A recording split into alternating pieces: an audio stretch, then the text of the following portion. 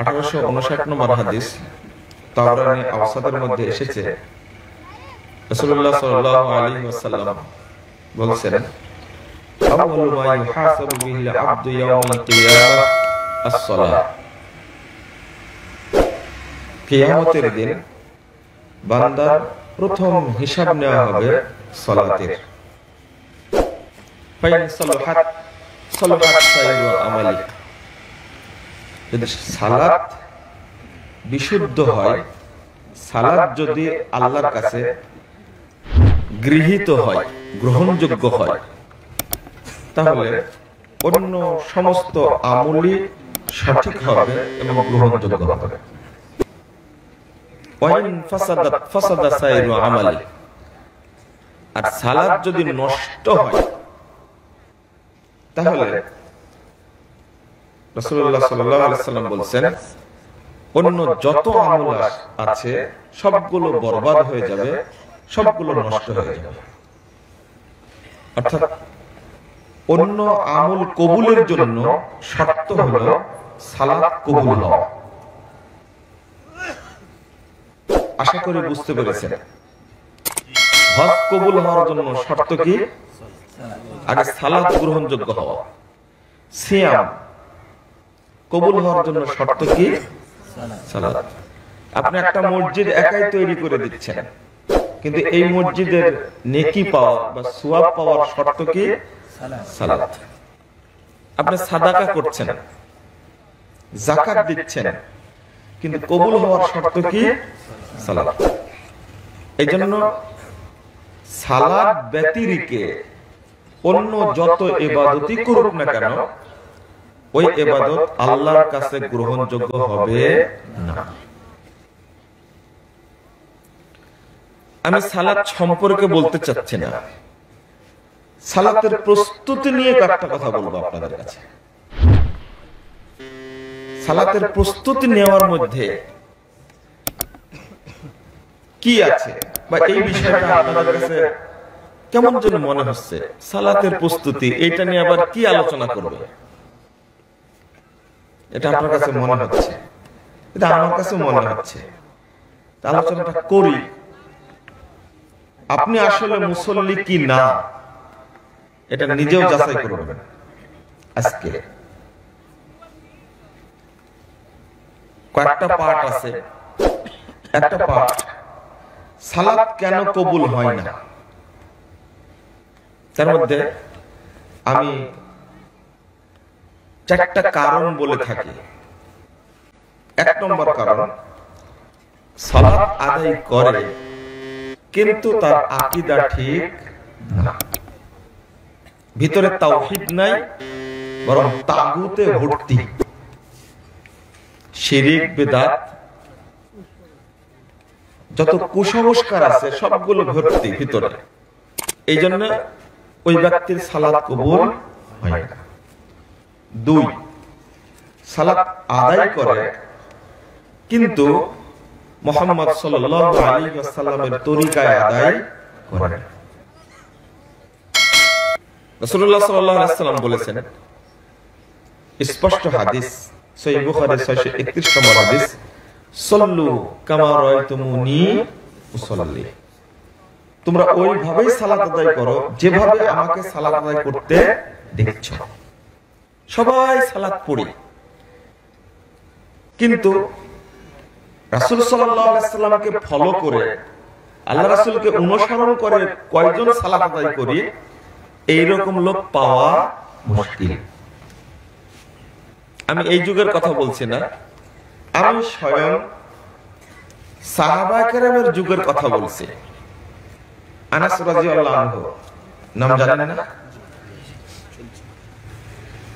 আনাস রাদিয়াল্লাহু আনহু আল্লাহর রাসূলের খেদমত করেছেন টানা 10 বছর।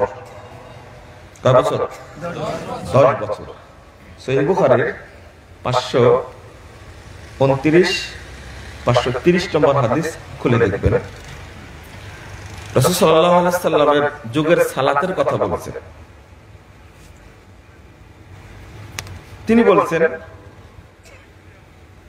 মা আরিফু শাইয়ান, আমি দেখছি না এখন এই যুগটাতে যে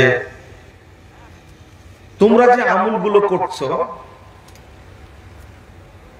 ফি আহাদিন নবী সাল্লাল্লাহু আলাইহি ওয়াসাল্লাম, যেগুলো রাসূল সাল্লাল্লাহু আলাইহি ওয়াসাল্লামের যুগে ছিল, ওইগুলো বর্তমানে আমি দেখছি না।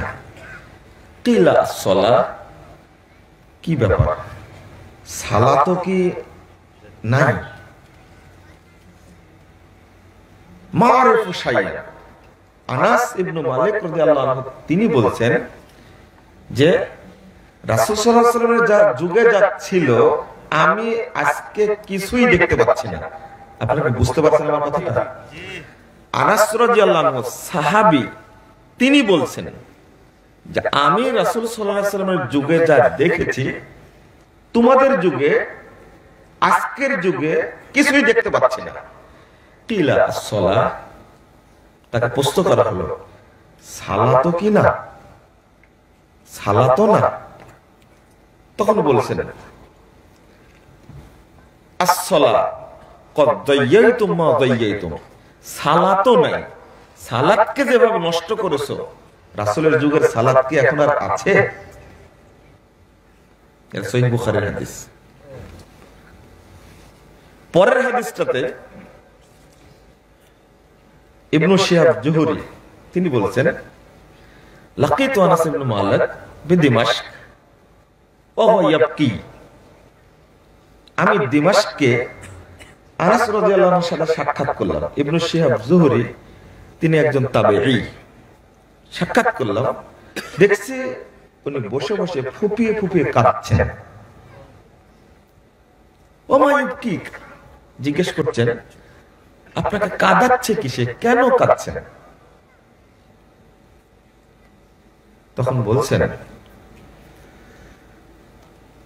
মা আদরাকতু শাইয়ান, আমি কিছুই পাচ্ছি না, ইল্লাস সালাহ, সালাতটাই দেখতে পাচ্ছি রাসূলের যুগে তোমরা পড়ছো কদ জুইয়াত, কিন্তু সালাতটাকে নষ্ট করে দেওয়া হয়েছে। নাউযুবিল্লাহ, নাউযুবিল্লাহ, নাউযুবিল্লাহ, আস্তাগফিরুল্লাহ। তো সালাতটা দেখতে পাচ্ছি পড়ছো তোমরা, কিন্তু রাসূল সাল্লাল্লাহু আলাইহি ওয়াসাল্লাম যেভাবে পড়তেন ওই তরিকাটা তো তোমাদের কাছে না, জুইয়াত, ওইটাকেও নষ্ট করে দেওয়া হয়েছে। আমি কত যুগ আগের কথা বলছি, খেয়াল করেছেন আপনারা? মুআদ ইবনে কুররা তাবেঈ তিনি বলছেন আদরাকতু ৭০ রাজুলান মিন আসহাবিন নবী সাল্লাল্লাহু আলাইহি ওয়াসাল্লাম, আমি সাহাবীদের ৭০ জন ব্যক্তির সাথে, ৭০ জন সাহাবীর সাথে আমি সাক্ষাৎ করেছি, তাদেরকে পেয়েছি। কতজন? ৭০।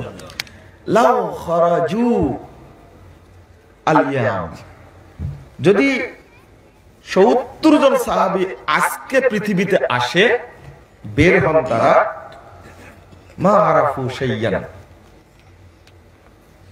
ইল্লাস সালাহ ইল্লান নিদা, তিনি বলছেন যে তারা শুধু আজানের শব্দ ছাড়া রাসূলের যুগের কিছুই দেখতে পাবে না। নাউযুবিল্লাহ। মানে আজান হচ্ছে, কিন্তু আজান হওয়ার পরে যে সালাতে উপস্থিত হতে হবে, আউয়াল ওয়াক্তে সালাত পড়তে হবে, সালাত যে বিশুদ্ধভাবে আদায় করতে হবে, এই চিন্তা মানুষের মধ্যে নেই। আজানটাই শুধু হচ্ছে। হাসান বসরি বলছেন আমি শুধু তোমাদের আজানটাই শুনতে পাচ্ছি, কিন্তু বাকি কোন জিনিস রাসূলের যুগের আজকের যুগে কোনো কিছুই পাওয়া যাচ্ছে না। আমি যে কথাটা বলার জন্য এই কয়েকটা কওল উল্লেখ করলাম, ইমাম আহমদ ইবনে হাম্বল রাহিমাহুল্লাহ 10 লক্ষ হাদিসের হাফেজ। কত? 10 লক্ষ হাদিসের হাফেজ। আল্লাহু আকবার। তাবাকাতুল হানাবিলা প্রথম খণ্ডে 350 পৃষ্ঠায় তিনি একটা তথ্য বলছেন, লাউ রাআইতা মিয়াতা মাসজিদিন, বাগদাদে যদি তুমি 100টা মসজিদ দেখো, 100টা মসজিদে যদি তুমি যাও, তাহলে 100টা মসজিদের কোন মসজিদে রাসূল সাল্লাল্লাহু আলাইহি ওয়াসাল্লামের সালাত তোমরা পাবে। এই কথাটা তিনি বলছেন 241 হিজরির আগে। কত হিজরি? 241 হিজরির আগের কথা। মানে আহমদ বিন হাম্বল রাহিমাহুল্লাহ মারা গেছেন 241 হিজরিতে। তিনি বলছেন তুমি 100টা মসজিদ ঘুরো, কোন মসজিদে রাসূল সাল্লাল্লাহু আলাইহি ওয়াসাল্লামের সালাত পাবে না। ফাত্তাকুল্লাহা ফি সালাতিকুম ওয়া সালাতা সাহিবিকুম, তোমরা তোমাদের সালাতের ব্যাপারে আল্লাহকে ভয় করো, অর্থাৎ বিশুদ্ধভাবে সালাত পড়ার চেষ্টা করো, এবং তোমাদের বন্ধু যারা, সাথী যারা, তাদের সালাতের ব্যাপারে সচেতন থাকো, তাদেরকে সচেতন করো। তো 2 নম্বর কারণ বলছিলাম যে সালাত আদায় করি, কিন্তু রাসূলুল্লাহ সাল্লাল্লাহু আলাইহি ওয়াসাল্লামের তরিকায় আদায় করি না। 3 নম্বর কারণ হলো সালাত আদায় করি কিন্তু ওয়াক্ত মোতাবেক আদায় করি না। অধিকাংশ মানুষই যারা সালাত পড়ে তারা বাড়িতেই সালাত পড়ে, মসজিদে সালাত পড়তে জামাতে যায় না। এই যে আগামী ফজর আসছে, মসজিদ দেখবেন মাগরিবের সালাতে যত মুসল্লি হয়, ফজর সালাতে কি তত হয়? জোহর সালাতে মুসল্লি যতটা হয়, আসর সালাতে কি হয় না। অথচ সালাতের মধ্যে শ্রেষ্ঠ সালাত হলো 2 ওয়াক্ত, আসর আর ফজর, আসর আর ফজর। আমি রাইট টাইমে সালাত আদায় করতে পারি না বলেই, রাইট টাইমে সালাত আদায় করতে পারি না বলেই আমি মসজিদে যেতে পারি না। ঠিক টাইমে সালাত আপনি পড়তেন, অর্থাৎ আপনি যদি যত্নবান হতেন তাহলে আপনার জামাত বাদ যেত না। 4 নম্বর কারণ, আপনার সব ঠিক আছে, আকীদা ঠিক আছে, সালাতের পদ্ধতি ঠিক আছে, ওয়াক্ত মোতাবেকই আদায় করেন, কিন্তু আপনি একজন হারামখোর। কি হারামখোর? এখন বাংলাদেশের লোক মানে হারাম খায় না, এই লোক নেই বললেই চলে। আমার কথা বলবেন যে আপনিও তাহলে কি হারাম খান? আমি যেহেতু বললাম নেই বললেই চলে। আমরাও তো আপনাদের কাছে আলোচনা করতে আসি, আমরা এখন যাচাই বাছাই করি না যে কোন বাড়িতে থাকবো, কি খাওয়াবে, সবচেয়ে ভালো বাড়ি যেটা সেটা আপনারা নির্ধারণ করেন, তাই না? কিন্তু হয়তোবা ওই লোকটা বড় সুদখোর। আগের বয়স তো আমার অল্প, আগের আলেমদের কাছে যতটুকু দেখেছি আমরা, উস্তাদদের কাছে, কোন বাড়িতে যাচ্ছেন খেয়াল করতেন, কিছু বিষয় বলতেন যে বাড়িতে টিভি আছে কিনা, তাহলে ওই বাড়িতে তিনি যেতেন না, আমাকে মসজিদে রাখো। এখন আমরা বলি না, আমরা তাদের চেয়ে বড় আলেম তো আমাদের বলা লাগে না। এখন যে মুরব্বীরা আছে, আগের এই বৃদ্ধ মানুষগুলো পরহেজগার, কেউ দাওয়াত দিলে বলতো যে এই বাড়ির লোক কি সালাত পড়ে, বাড়িতে গেছে সালাত না পড়ার কারণে না খেয়ে ফেরত চলে আসছে, না তোমার মেহমানদের আমি গ্রহণ করবো না, যেদিন সালাত পড়বা সেই দিন আবার আসবো। এইভাবে একজন পরহেজগার, একজন বৃদ্ধ মানুষ অন্তত 50টি পরিবার, 60টা 100টা পরিবারকে সালাত ধরাইছিলেন। তার মানে কষ্ট লেগেছে, এইরকম বৃদ্ধ মানুষ, পরহেজগার মানুষ আমার বাড়িতে আসলে এক সন্ধ্যা খাওয়াতে পারলাম না, সালাত পড়ি না তাই আমি এতই খারাপ, আর সালাত না পড়া ব্যক্তি এতই খারাপ। এই চিন্তাগুলো করে অনুশোচনায় তওবা করে স্বামী স্ত্রী উভয় সালাত পড়া শুরু করেছে। এটাও একটা বড় মাধ্যম। কিন্তু এখন ওই মুরব্বিও পাওয়া যায় না। আমি ওই জন্য গড়ে বললাম যে এই হারামখোরের সংখ্যা, আর এক শ্রেণীর লোক তো এমন ভাবে ফতোয়া মারছে যে বাংলাদেশে সুদী ব্যাংক বলতে কোনো ব্যাংক নাই, সব ইন্টারেস্ট খাওয়া যায়। আমি বলছি বাংলাদেশে কোনো ইসলামী ব্যাংকই নাই। যারা বলছে এই কথাটা খুব সচেতনতার সাথে খেয়াল করবেন। এই হারাম পেটে যাওয়ার কারণে নোংরা কাজের প্রতি যত আপনি উৎসাহিত হন, আল্লাহর কাছে একটা সেজদা করে তত তৃপ্তি পান না। বুঝেননি কথা আমার কথা বুঝেননি আপনারা?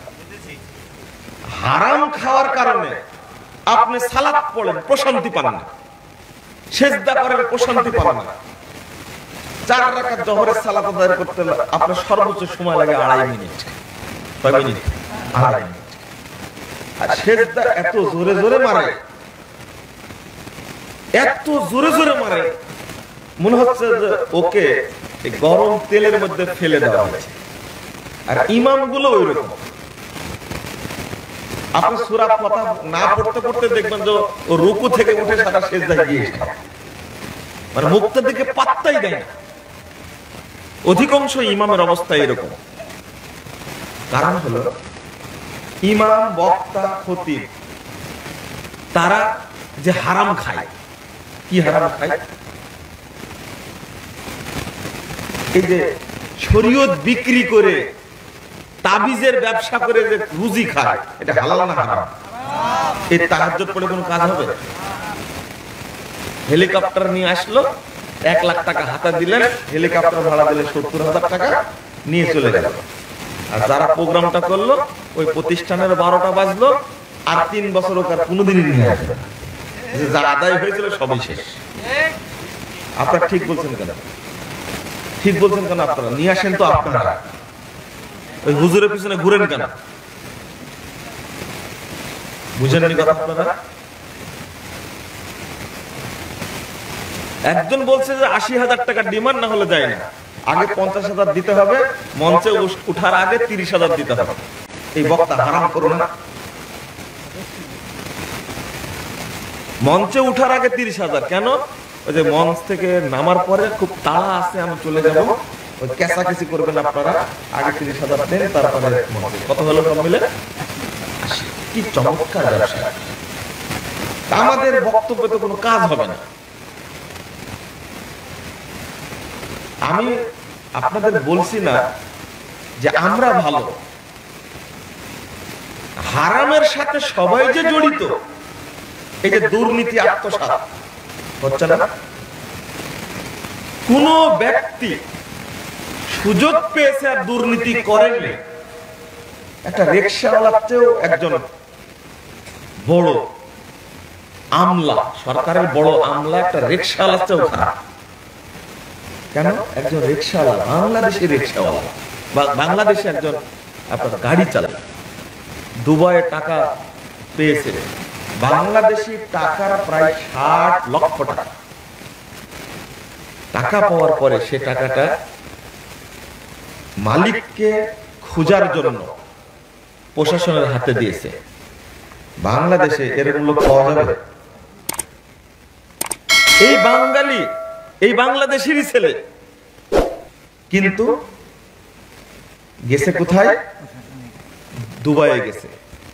যাওয়ার পরে তার মাথায় এটা ঢুকছে যে টাকা যতই হোক না কেন, এইটা নেওয়াটা আমার জন্য কি হারাম। বাংলাদেশে কয়েকদিন আগে একটা পত্রিকায় পড়লাম, বাংলাদেশেও আছে এরকম রিকশাওয়ালা, টাকাটা তার কাছে দিয়ে হাতে দিয়েছে 10,000 টাকা।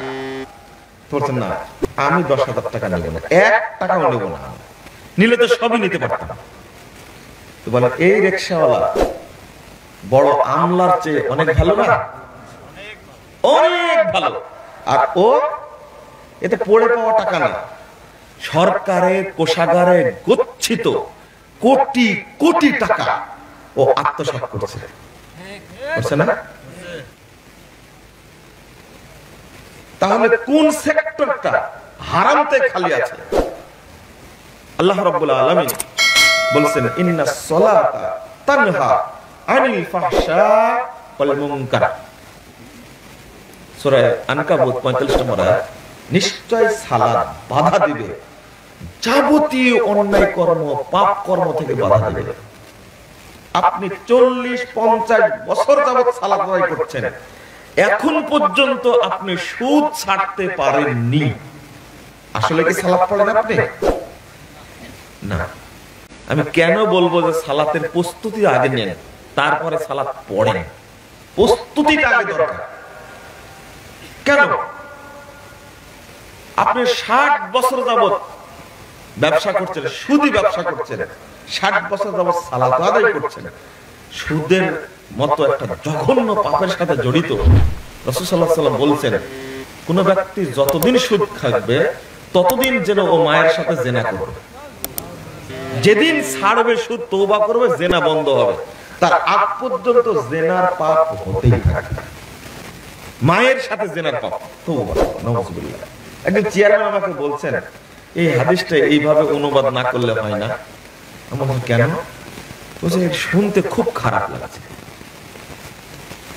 সুদ খেতে আপনার ভালো লাগে আর হাদিস শুনতে খারাপ লাগে, মানে আপনার অন্তরটা পচেই গেছে।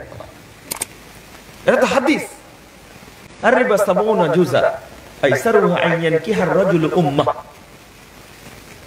2274 নম্বর হাদিস ইবনে মাজাহর মধ্যে এসেছে।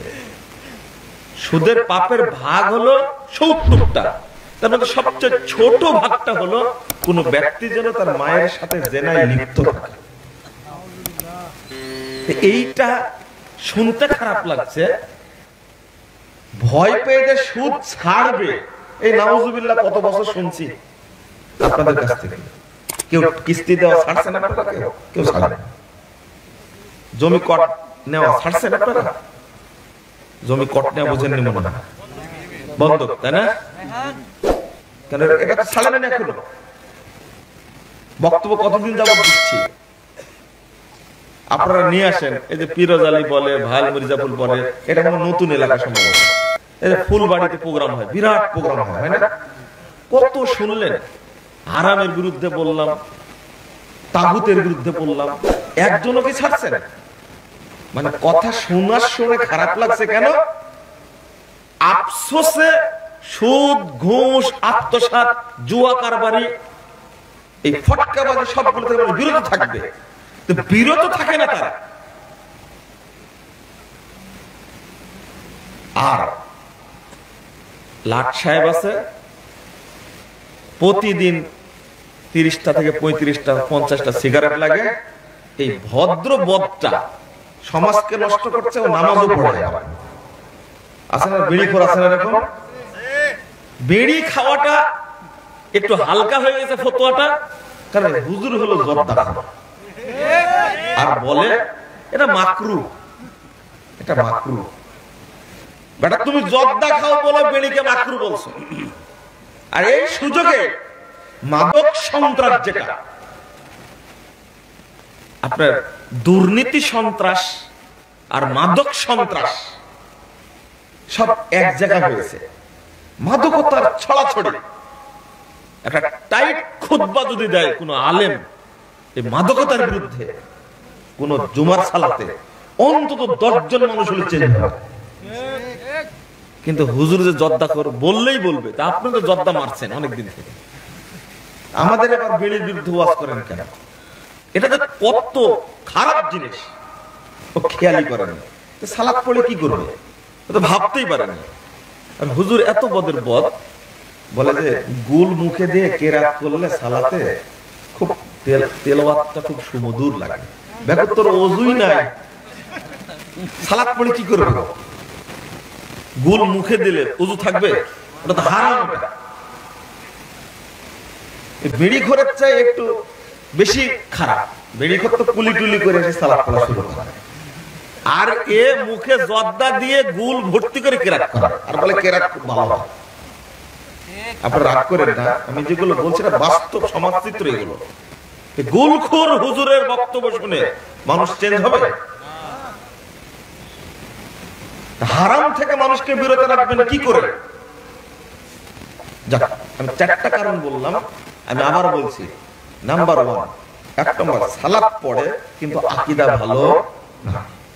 এইজন্য আজকে মুসল্লির সংখ্যা বাড়ছে। বাইতুল মুকাররমে যান, হাজার হাজার মুসল্লি দেখবেন। এই মুসল্লিরা বড় বড় টাকা টাকা দুর্নীতিবাজ। আপনারা আবার আমাকে বলেন না যে এই মুসল্লিদের পিছনে লাগলো কেন? আমি যারা মুসল্লি না, আমি তাদেরকে মুসলমানই মনে করি না। আপনাদের একটু বলছি, আপনাদেরকে আমি বলছি, আমার মুসল্লি ভাইরা শীতের মধ্যে এসেছে, তাদের যদি ভুল ত্রুটি থাকে তারা সংশোধন করে নেবে। আল্লাহ মাফ করলে, সঠিকভাবে সালাত আদায় করলে তারা জান্নাতে যাবে। এই জন্য আপনাদের বলছি। আপনি বলবেন না যারা নামাজ পড়ে না তাদের জন্য কিছু বলেন। ওদেরকে বললে তো আমি বেশি বলে ফেলি, তো ওদেরকে বলবো। আপনি মনে করেন ছেড়ে দেবো ওদেরকে, তা মনে করেন না। 2 নম্বর, সালাত পড়ে কিন্তু রাসূল সাল্লাল্লাহু আলাইহি ওয়াসাল্লামের তরিকায় পড়ে না। প্রত্যেকটা সালাতের বিধান, সালাতের প্রত্যেকটা বিধান যাচাই করে দেখবেন এটা সহিহ হাদিস ভিত্তিক কি না। মনে থাকবে, সোজা কথা আমার।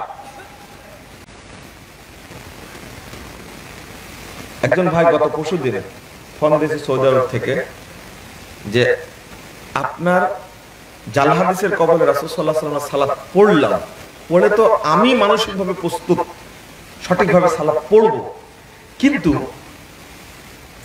আমি মোবাইলে বলছি আপনি একটু শুনেন, অথবা আমি ইমো সামনে নিয়ে, অর্থাৎ মোবাইল সামনে নিয়ে আমি ভিডিওতে সালাতটা আমি দেখাচ্ছি, দেখেন তো এইভাবে রুকু করব কিনা, এইভাবে সিজদা করব কিনা। আমি বললাম যে আমাকেই দেখতে হবে, পাশে আলেম ওলামা আছে যারা সালাত ভালো করে পড়ে, তাদেরকে দেখান। যে বক্তব্য আপনি দিয়েছেন যে রাসূল সাল্লাল্লাহু আলাইহি ওয়াসাল্লাম সালাত নাই, তা আপনার কাছে না দেখালে আমি তো তৃপ্তি পাবো না। কোন বিপদ বলেন দেখি। একজন মানুষ 2 রাকাত 1 রাকাত সালাত আদায় করে আমাকে দেখাবে মোবাইলে, ইমুতে ভিডিও কল করে আমাকে দেখাবে যে এইভাবে সালাত আমি পড়ছি, একটু দেখেন সালাতটা হচ্ছে কিনা। আমি মনে করেছি যেটা, এটা বলা উদ্দেশ্য না। রাসূল সাল্লাল্লাহু আলাইহি ওয়াসাল্লামের তরিকায় সালাত আদায় করবে মর্মে তার মধ্যে যে তীব্র বাসনা, এটাই যেন আল্লাহ কবুল করে। আমিন। আমি এই জন্য কথাটা বললাম যে আপনার মধ্যে আবেগ, দাবি এবং দৃঢ়তা থাকা লাগবে। আমি রাসূল সাল্লাল্লাহু আলাইহি ওয়াসাল্লামের তরিকাতেই সালাত আদায় করব ইনশাআল্লাহ, এর বাইরে করব না। 3 নম্বর, সালাত দয়া করে ওয়াক্ত মোতাবেক আদায় করবেন, যেটা আমি বলবো আজকে ইনশাআল্লাহ। 4 নম্বর, হারাম কোন জিনিস খাবেন না, পড়বেন না, ব্যবসা করবেন না। হারাম ত্যাগ করুন, হারাম ত্যাগ করুন, আপনি যাবতীয় পাপ থেকে হেফাজতে থাকবেন ইনশাআল্লাহ। হারামটা শুধু ত্যাগ করুন। আমার আব্বা বলতেন ছোটতে, ছোটর কথা নসিহত থাকলো 2টা। 1, যেখানেই থাকো জামাতের সাথে সালাত আদায় করো। 2, কোনদিন হারাম খাবা না। কোন কোথাও কোন আলেমের কাছ থেকে হাদিসটা শুনেছিলেন, উনি হাদিস বলতে পারেন না, তবে 2টা কথা বলতেন। সালাত জামাতের সাথে পড়বা 1, 2 নম্বর হারাম খাবা না। হাদিস পড়তে গিয়ে সহিহ মুসলিমের হাদিস 117 নম্বর হাদিস, রাসূলুল্লাহ সাল্লাল্লাহু আলাইহি ওয়াসাল্লামের কাছে নোমান ইবনে কাওকাল, সাহাবীর নাম কি? নোমান এসে বলছেন রাদিয়াল্লাহু আনহু, তিনি বলছেন ইজা সাল্লাইতু মাকতুবা, আল্লাহ রাসূল আমি যদি ফরজ সালাত আদায় করি, ওয়া আহাল্লাতুল হালাল ওয়া হারামতুল হারাম আদখুলুল জান্নাহ, ফরজ সালাত আদায় করব আর হালালটা গ্রহণ করব, হারামটা বর্জন করব, আদখুলুল জান্নাহ, তাহলে কি আমি জান্নাতে যেতে পারবো? আল্লাহ রাসূল বললেন যে না, হ্যাঁ তুমি জান্নাতে যেতে পারবে। ফরজ সালাত আদায় করবে, সুন্নাত তো বলেনি। ইযা সাল্লাইতুল মাকতুবা, ফরজ সালাত, আল্লাহু আকবার, শুধু ফরজ সালাত আদায় করবে আর হালালটা গ্রহণ করবে, হারামটা বর্জন করবে, তাহলে আল্লাহ তাকে কোথায় দেবে? জান্নাতে দেবে। সুবহানাল্লাহ। আপনি ভাবতে পারেন, দয়া করে হারামের সাথে জড়িত হবেন না, ইনশাআল্লাহ আপনি যাবতীয় কাজে তৃপ্তি পাবেন। সালাতের প্রস্তুতি এত গুরুত্বপূর্ণ বিষয়। 51 নম্বর হাদিস, সালাতের প্রস্তুতির মধ্যে দেখেন, আমি 1 নম্বর বলছি, সেটা হলো সালাতের ওয়াক্ত হওয়ার আগেই আপনাকে সচেতন থাকতে হবে যে এই তো আযান হবে, এখনই আযান হবে। কিছু কিছু মুরব্বিকে পাওয়া যায় এখন, আল্লাহ তাদেরকে কবুল করুন। আমি কোন মুরব্বিকে দেখি, এরকম বৃদ্ধ মানুষকে দেখি যে বলে, বৌমাকে বলে, মা দেখো তো কয়টা বাজলো, আবার একটু পরে বলছে দেখো মনে সময় পার হয়ে গেল কিনা। এবার ওযু করার জন্য বদনা নিয়ে বসে আছে, কথা বুঝতে পারছেন? বদনা নিয়ে বসে আছে, আযান হলেই মসজিদের দিকে চলে যাবে। আবার কেউ আযান দেওয়ার জন্য আগেই মসজিদে চলে যাবে। রাসূলুল্লাহ সাল্লাল্লাহু আলাইহি ওয়াসাল্লাম বলছেন, কেউ যদি আযান দেয়, সহিহ বুখারীতে কতগুলো হাদিস, যদি আযান দেয় কাল কিয়ামতের মাঠে তার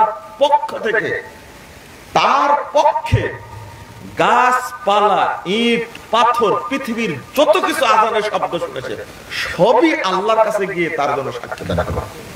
সহিহ বুখারীর কিতাব আযানের হাদিসটা খুলে দেখুন আপনি, যত কিছু শুনবে আযানের শব্দ, এটা একটা বড় ফজিলত। 1 2, আপনি সময়ের জন্য রেডি হচ্ছেন, প্রস্তুতি নিচ্ছেন, সালাতের জন্য অপেক্ষা করছেন।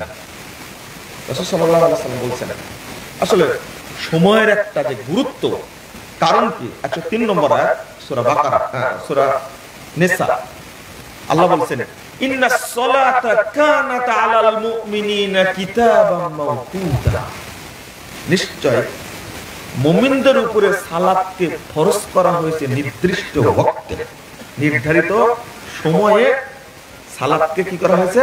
ফরজ করা হয়েছে। তো নির্দিষ্ট সময়ে আপনি সালাতটা যে পড়বেন, এজন্য কি প্রস্তুতি লাগবে না?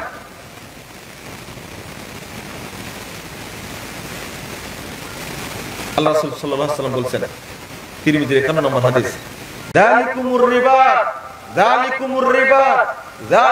রিবা, এটাই হলো সালাতের প্রস্তুতি, মানে সালাতের প্রস্তুতিটাকে যুদ্ধের প্রস্তুতির সাথে আল্লাহ রাসূল তুলনা করেছেন। রিবাত মানে ঘোড়ার লাগাম ধরে যুদ্ধের জন্য অপেক্ষা করার নাম হলো কি? রিবাত। আল্লাহ রাসূল বলছেন, আলা আদুল্লুকুম, আমি কি তোমাদেরকে বলে দেব না? মা ইয়ামহুল্লাহু খাতায়া, আল্লাহ কিসে তোমাদের পাপগুলোকে ক্ষমা করে দিবে? আল্লাহ তোমাদের সমস্ত পাপকে ক্ষমা করে দিবে কিসে? ওয়া ইয়ারফাউ দারাজাত, আর তোমাদের অসংখ্য মর্যাদা বৃদ্ধি করে দিবে কিসে? আমি কি তোমাদেরকে জানাবো? পাপ মাফ করে দিবে আর আল্লাহ মর্যাদা দান করবেন, এই মর্যাদা পৃথিবীতেও দান করবেন, কিয়ামতের মাঠেও দান করবেন। কিসে? প্রথম কথা বললেন ইসবাগুল উযু আলাল মাকার।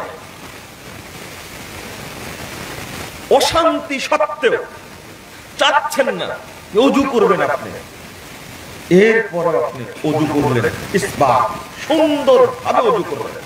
সুন্দরভাবে কি করলেন? ওযু করলেন। 1 নম্বর। 2 নম্বর কাসরাতুল খুতা। এবার মসজিদের দিকে যাচ্ছ, কাসরাতুল খুতা, মসজিদে বেশি বেশি যে ব্যক্তি যায়, রাসূলুল্লাহ সাল্লাল্লাহু আলাইহি ওয়াসাল্লাম বলেন মানুষের পাপ মাফ হয় আর মর্যাদা, সম্মান বৃদ্ধি, ইজ্জত বৃদ্ধি পায় 3টা কারণে। 1 নম্বর কারণ হলো সুন্দরভাবে ওযু করা। 2 নম্বর কাসরাতুল খুতা ইলাল মাসাজিদ, মসজিদে বেশি বেশি যায় যে। 3 নম্বরটা হলো ইন্তেজারুস সালাহ বাদাস সালাহ, সালাতের পরে আরেক সালাতের জন্য অপেক্ষা করা। এই 3টা কাজ করলে আল্লাহ তার সমস্ত পাপ মাফ করে দেবে, তার সম্মানকে বৃদ্ধি করে দেবে। 3টারই ব্যাখ্যা আছে। 3টারই ব্যাখ্যা কি? ইসবাকুল উযু, পরিপূর্ণ ওযু বলতে কি বুঝেন? আল্লাহু আকবার।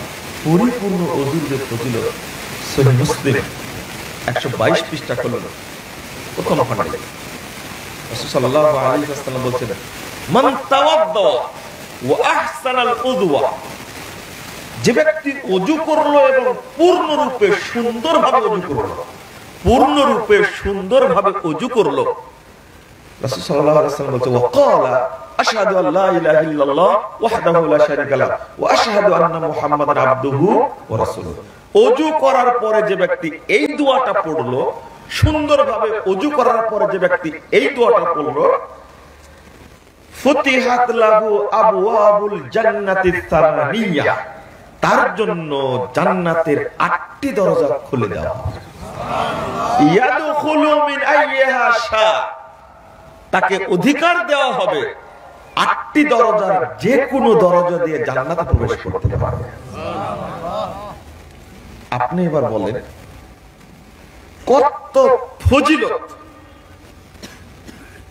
সুন্দরভাবে ওযু করলেন, ওযুর যে ফজিলত, যখন আপনি, এটা সহিহ মুসলিমের হাদিস, ওই 122 পৃষ্ঠার মধ্যে এসেছে, ওযু যখন কোনো ব্যক্তি করবে তখন হাত ধৌত করলে হাতের পাপগুলো অটো ঝরে যায়, মুখ ধৌত করলে চোখের পাপ, তারপরে নাকের পাপ, মুখমণ্ডলের পাপগুলো সব ঝরে যায়।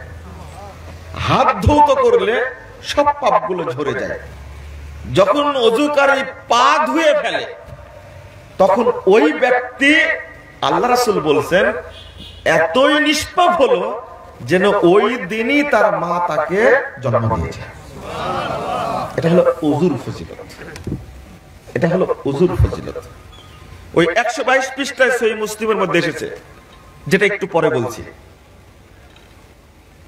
তাহলে সালাতের প্রস্তুতি নিতে নিতে এই অবস্থা। আরেকটা হলো কাসরাতুল খুতা ইলাল মাসাজিদ, মসজিদে আপনি বেশি বেশি যাবেন। 662 নম্বর হাদিস, সহিহ বুখারী খুলুন। রাসূলুল্লাহ সাল্লাল্লাহু আলাইহি ওয়াসাল্লাম বলেছেন মান গাদা ওয়া রাহা ইলাল মসজিদ, যে ব্যক্তি সকালে এবং সন্ধ্যায় মসজিদে যায়, আ'আদ্দাল্লাহু লাহু নুজুলাহু মিনাল জান্নাহ কুল্লামা গাদা আও রাহা।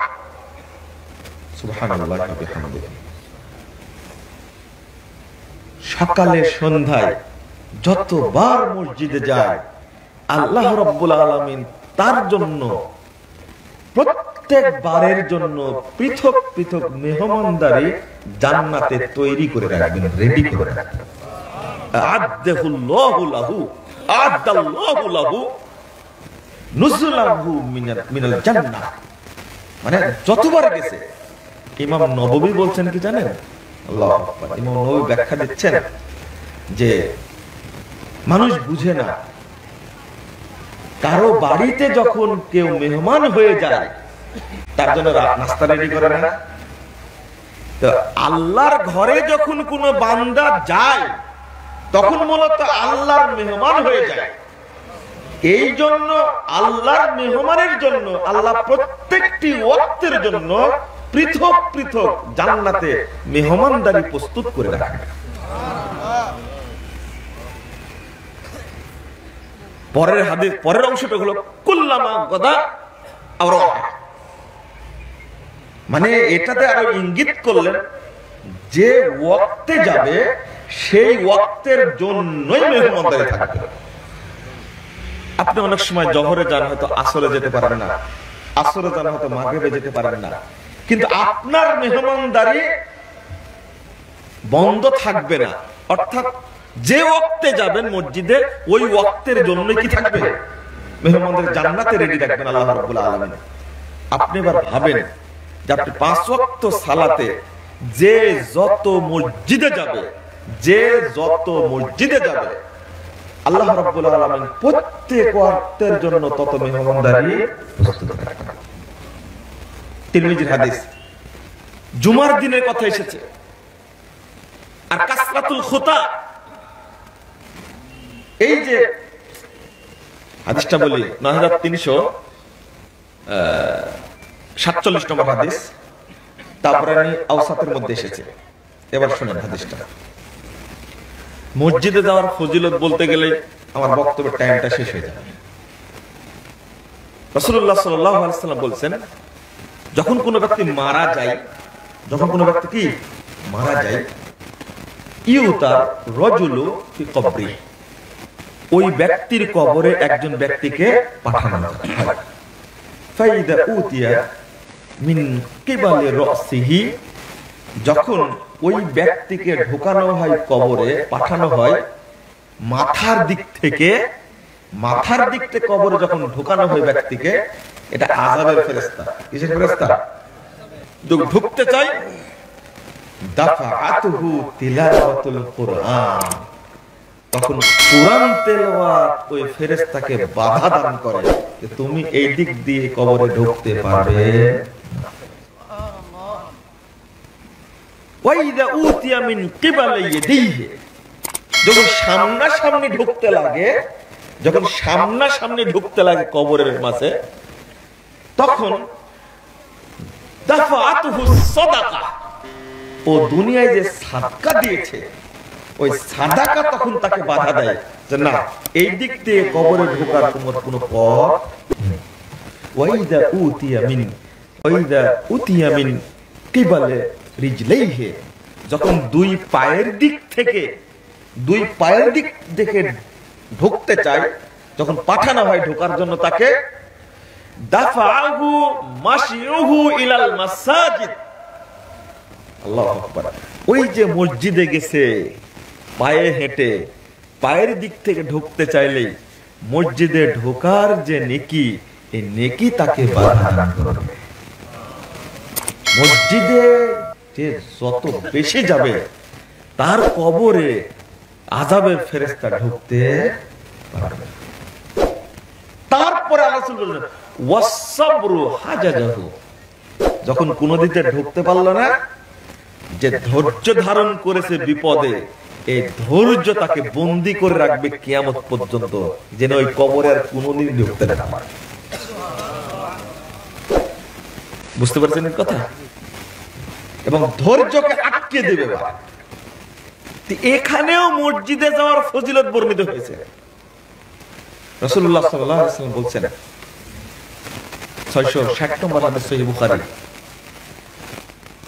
7 শ্রেণীর মানুষ, অন্য হাদিসে আরো আছে, 7 শ্রেণীর মানুষ আরশের ছায়াতলে কিয়ামতের দিন ছায়া পাবে। তার মধ্যে এক শ্রেণী রাজুলুন মুআল্লাকুন কলবুহু মুআল্লাকুন বিল মাসাজিদ ফিল মাসাজিদ, ওই ব্যক্তি, যে ব্যক্তির অন্তরটা মসজিদে লটকানো থাকে, অর্থাৎ মসজিদ থেকে বের হওয়ার পরে প্রশান্তি পায় না, সবসময় মসজিদে যেতে চায়, কখন আজান হবে অপেক্ষায় থাকে, কখন আজান হবে অপেক্ষায় থাকে, কখন আজান হবে অপেক্ষায় থাকে। এরপর যখন আজান হয়ে যায় আজানের জবাব দেয়, দেয় না?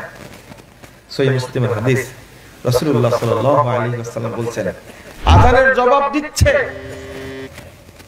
যখন মুয়াজ্জিন বলছে আল্লাহু আকবার আল্লাহু আকবার, তখন জবাব দানকারী বলছে আল্লাহু আকবার আল্লাহু আকবার। এইভাবে করতে করতে যখন মুয়াজ্জিন বলল লা ইলাহা ইল্লাল্লাহ, তখন শ্রবণকারীও বলল লা ইলাহা ইল্লাল্লাহ মিন কলবি। এখানে আপনাকে যে বলছি আজানটা শোনার জন্য আপনাকে মনোযোগী হতে হবে, অর্থাৎ প্রস্তুতি নিতে হবে। ওযুর জন্য প্রস্তুতির কথা বললাম না? আল্লাহ রাসূল বলছেন 3 বার যালিকুমুর রিবাত যালিকুমুর রিবাত যালিকুমুর রিবাত। এটাই হলো প্রস্তুতি, এটাই হলো প্রস্তুতি, এটাই হলো প্রস্তুতি। মানে আমি বলছি যে ওযুর জন্য প্রস্তুতির কথা আগেই বললাম।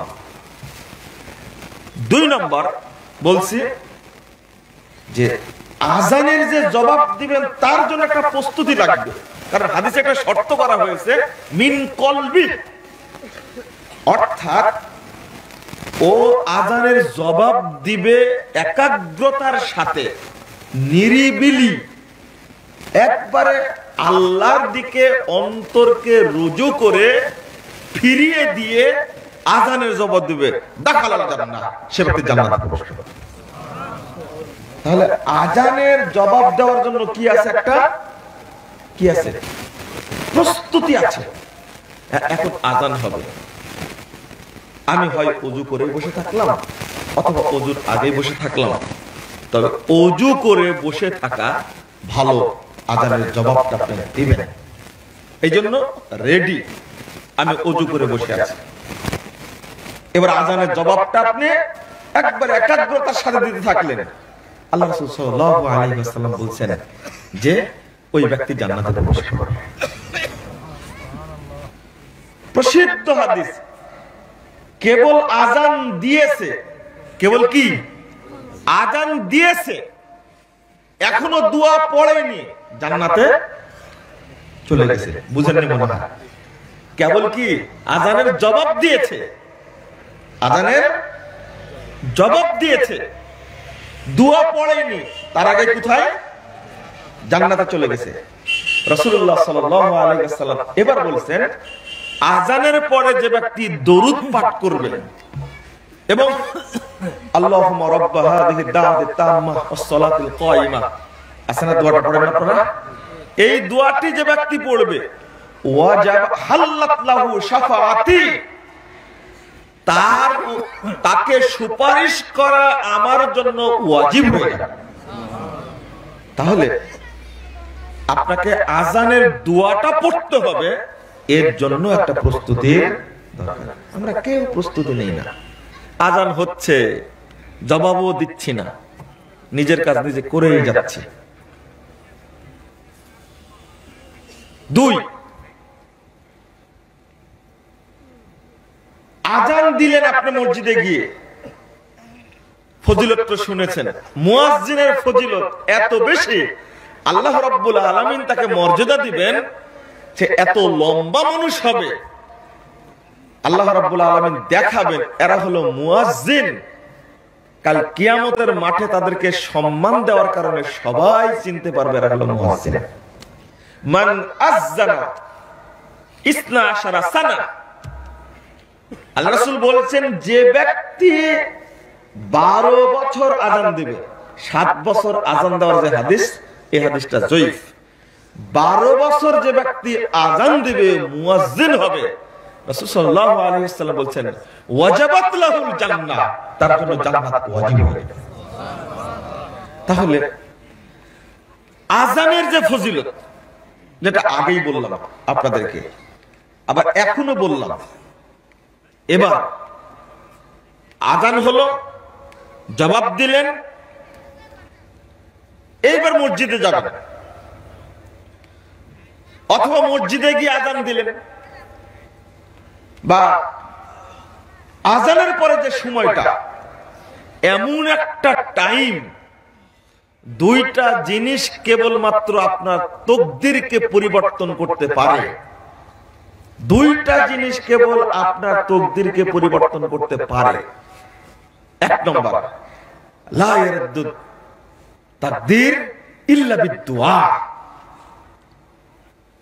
আরেকটা হচ্ছে মানে দোয়া ছাড়া তকদির পরিবর্তন হয় না। আর আল্লাহ রাসূল বলছেন যে লা ইয়ারদুদ দুআ বাইনাল আযানি ওয়াল ইকামা, আযান ইকামতের মধ্যে যে দোয়াটা করা হয়, এই দোয়া আল্লাহ কখনো ফেরত দেন না, আল্লাহ দোয়া কবুল করেন।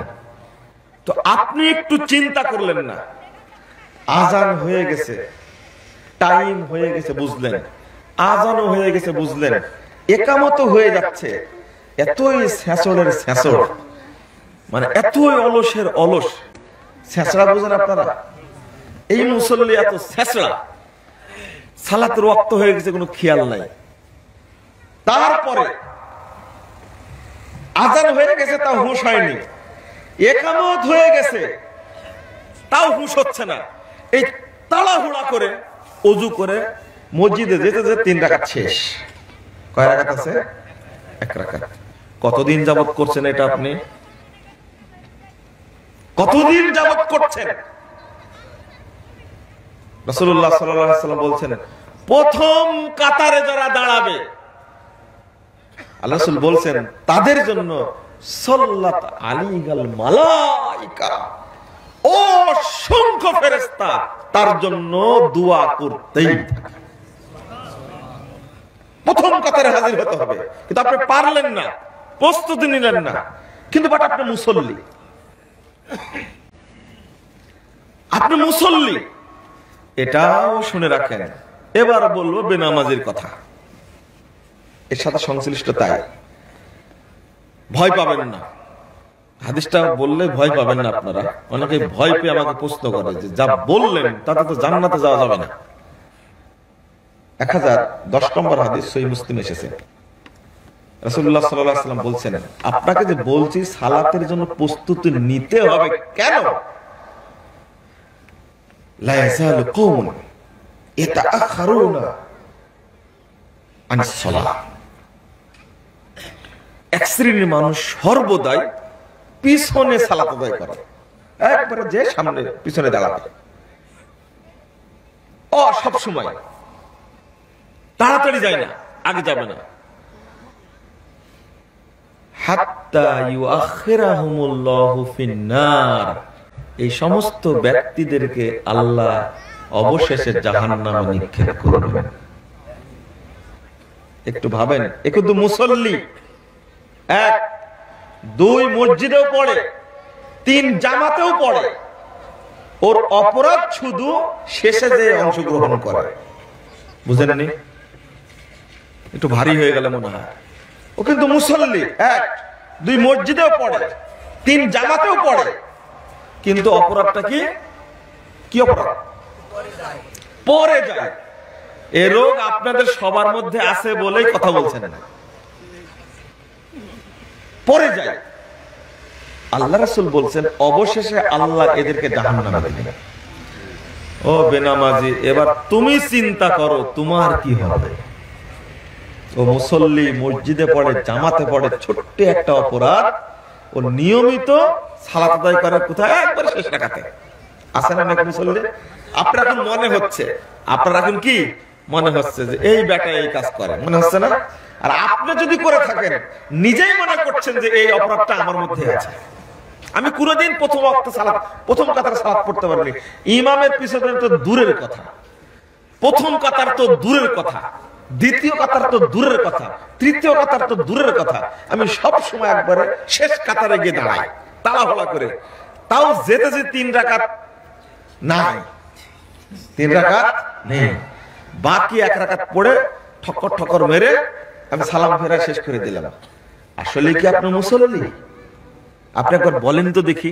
আমি যে হাদিসটা বললাম, আপনি প্রস্তুতি নিয়ে থাকবেন, টার্গেট থাকবে, ইমামের পিছনে আমি প্রথম কাতারে সালাত আদায় করব, এই প্রস্তুতি নিয়ে আপনি গেলেন মসজিদে, যাওয়ার পরে আপনি শেষ কাতার পেলেন, তবু আপনি নেকি থেকে বঞ্চিত হবেন না। আচ্ছা, আপনারা কি জানেন হাদিসটা? কোন ব্যক্তি যদি মসজিদে জামাতের সাথে সালাত আদায় করার জন্য বের হয়, যে যদি দেখে যে সালাত শেষ হয়ে গেছে, আল্লাহ ওই ব্যক্তিকেও জামাতের নেকি দান করে। এটা বুখারীর হাদিস। আমি আপনাদেরকে বলছিলাম যে প্রস্তুতি ছাড়া যদি আপনি সালাত পড়তে লাগেন, তাহলে আপনার ওয়াক্ত ছুটে যাবে, সালাতে তাড়াহুড়া আসবে, ওযু পূর্ণরূপে হবে না। যত তাড়াহুড়া করে মারা যায়, এত দ্রুত, এটা ইসবাক না। এবার বাইনাল আযানি ওয়াল ইকামা, আযানের জবাব দিয়েছেন, উত্তর দিয়েছেন, মসজিদে আছেন, এখানে সুযোগ আছে তিনটা সালাত আদায় করার। এক, তাহিয়াতুল ওযু। তাহিয়াতুল ওযুর ফজিলত তো জানেন আপনারা। 209 পৃষ্ঠার হাদিস তিরমিজির মধ্যে এসেছে। রাসূলুল্লাহ সাল্লাল্লাহু আলাইহি ওয়াসাল্লাম বিলালকে বলছেন, বিলাল, ব্যাপারটা কি? মা দাখালতুল জান্নাতা ইল্লা সামিতু খাশখাশাতান। বিলাল, আমি যখনই জান্নাতে প্রবেশ করি তখনই দেখি তাহিয়াতুল মসজিদ আর তাহিয়াতুল ওযু কি ফজিলত। আমি তখনই তোমাকে আমার সামনে দিয়ে জান্নাতে হাঁটতে দেখি। বেলাল কিন্তু মরেইনি। কি মরেইনি? আল্লাহ দেখাচ্ছেন বেলাল জান্নাতে যাবে। ও মুহাম্মদ সাল্লাল্লাহু আলাইহি সাল্লাম, তোমার আগে বেলাল রাদিয়াল্লাহু আনহু হাঁটতে থাকবে। তখন বেলাল রাদিয়াল্লাহু আনহু বলছেন, আল্লাহ রাসূল, তেমন কোনো আমল করি না। ইযা তাওয়াজ্জাইতু সাল্লাইতু রাকাতাইন আও ইযা তাওয়াজ্জাই সাল্লাইতু রাকাতাইন আও ইযা আযানতু সাল্লাইতু রাকাতাইন। ওযু করে 2 রাকাত সালাত পড়ি, অথবা আযান দিয়ে আমি 2 রাকাত তাহিয়াতুল মসজিদ পড়ি। আল্লাহ রাসূল বলছেন, বেলাল, হইছে হইছে। আর বলতো ওখানে বিহিমা, এই 2 রাকাত সালাতই তোমাকে আমার সামনে দিয়ে জান্নাতে হাঁটার সুযোগ করে দিয়েছে। যদিও বাংলাদেশের মসজিদগুলোকে এই ফজিলতটাকে হত্যা করা হয়েছে। সারা মসজিদে বাংলাদেশে গাঁজাখড়ি, মিথ্যা, বানোয়াট, ফজিলত, জাল, জয়ীব দ্বারা ভর্তি। এই সহিহ হাদিস যে আছে এগুলো বলবে না, এগুলো চোখেই পড়ে না। আল্লাহ রাসূলের নির্দেশ 4440 নম্বর হাদিস সহিহ বুখারীর মধ্যে এসেছে, ইদা দাখালা আহাদুকুমুল মসজিদ ফালা ইয়াজলিস হাত্তা ইয়াসাল্লি রাকাতাইন। কেউ যদি তোমাদের মসজিদে প্রবেশ করে, সেজন্য না বসে যতক্ষণ 2 রাকাত সালাত আদায় না করে। বেটা, তোমাকে লাল বাতি জ্বালাতে বলেছে কে? 287 পৃষ্ঠার হাদিস সহিহ মুসলিম খুলুন, সহিহ বুখারীতে হাদিসটা এসেছে। রাসূলুল্লাহ সাল্লাল্লাহু আলাইহি ওয়াসাল্লাম খুতবা দিচ্ছেন, আল্লাহর রাসূল খুতবা দিচ্ছেন। সুলাইক আল গতাফানি রাদিয়াল্লাহু আনহু তিনি এসে মসজিদে বসে গেছেন। আল্লাহ রাসূল সাল্লাল্লাহু আলাইহি ওয়াসাল্লাম বলছেন, সাল্লাইতা, এই সুলাইক, তুমি কি সালাত পড়েছো? ক্বালা লা। বলছেন, না আল্লাহ রাসূল পড়িনি। কুম, দাঁড়াও, সাল্লি রাকাতাইন, 2 রাকাত পড়ো, ফাআউজিস, সংক্ষেপ করো। পৃথিবীর নবীদের শ্রেষ্ঠ নবী মুহাম্মদুর রাসূলুল্লাহ সাল্লাল্লাহু আলাইহি ওয়াসাল্লাম, শ্রেষ্ঠ রাসূল মুহাম্মদ সাল্লাল্লাহু আলাইহি ওয়াসাল্লাম, সবচেয়ে তাকওয়াশীল মানুষ, সবচেয়ে জ্ঞানী মানুষ, তিনি খুতবা দিচ্ছেন, তখন সালাত চলে। আমি আপনি এত জ্ঞানী হলাম, এত পণ্ডিত হলাম, আমি খুতবা দেওয়ার পর সালাত চলবে না, ধমক দিয়ে আপনি বসায় দেন, এই অধিকার কোথায় পেলেন? আপনি কি রাসূলের চেয়ে বড় আলেম? লাল বাতি জ্বালান কেন? ফজিলতটা কোথায় রাখবেন? এই যে টাটকা হাদিস, স্পষ্ট, কত ছলে বলে কৌশলে অস্বীকার করে। জামাত হতে 1 মিনিট বাকি থাকলেও মসজিদে ঢুকে যায় বসবে, মানে বসাটাই সুন্নাত, উল্টা হয়ে গেছে। আমি বলছি কোনটা? এবার দেখেন, আরেকটা, একটা হলো তাহিয়াতুল ওযু, একটা হলো তাহিয়াতুল মসজিদ, আরেকটা হলো আপনি এমনিতেই 2 রাকাত সালাত আদায় করবেন। কি এমনিতেই 2 রাকাত সালাত আদায় করবেন, নফল সালাত এমনিতেই। আমার টাইম আছে, যেহেতু আমি তাহাজ্জুদ পড়ে এসে আজান দিছি মসজিদে, তাহলে মসজিদে আজানের পরে মুসল্লিদেরকে সময় দেয় কতটুকু? 20 মিনিট বা আধা ঘন্টা, তাই না? সময় দেয়। তো এই সময়ের মধ্যে আপনি সালাত পড়তে পারেন, ফজরের সালাত পড়ার 2 রাকাত সুন্নাত পড়তে পারেন, কিন্তু জোহরের টাইমে আপনি অনেক টাইম পাচ্ছেন না, এখানে নিষেধাজ্ঞা নেই। ফজরের ফরজ সালাতের 2 রাকাতের আগে আজানের পরে মাত্র কয় রাকাত পড়া যায়? সুন্নাত 2 রাকাত। কিন্তু আসর পরে তো, আসরের আজানের পরে তো সালাত পড়ার সুযোগ থাকে, জোহরের আজানের পরে তো সালাত পড়ার সুযোগ থাকে, এশার আজানের পরে তো সালাত পড়ার সুযোগ থাকে, থাকে না?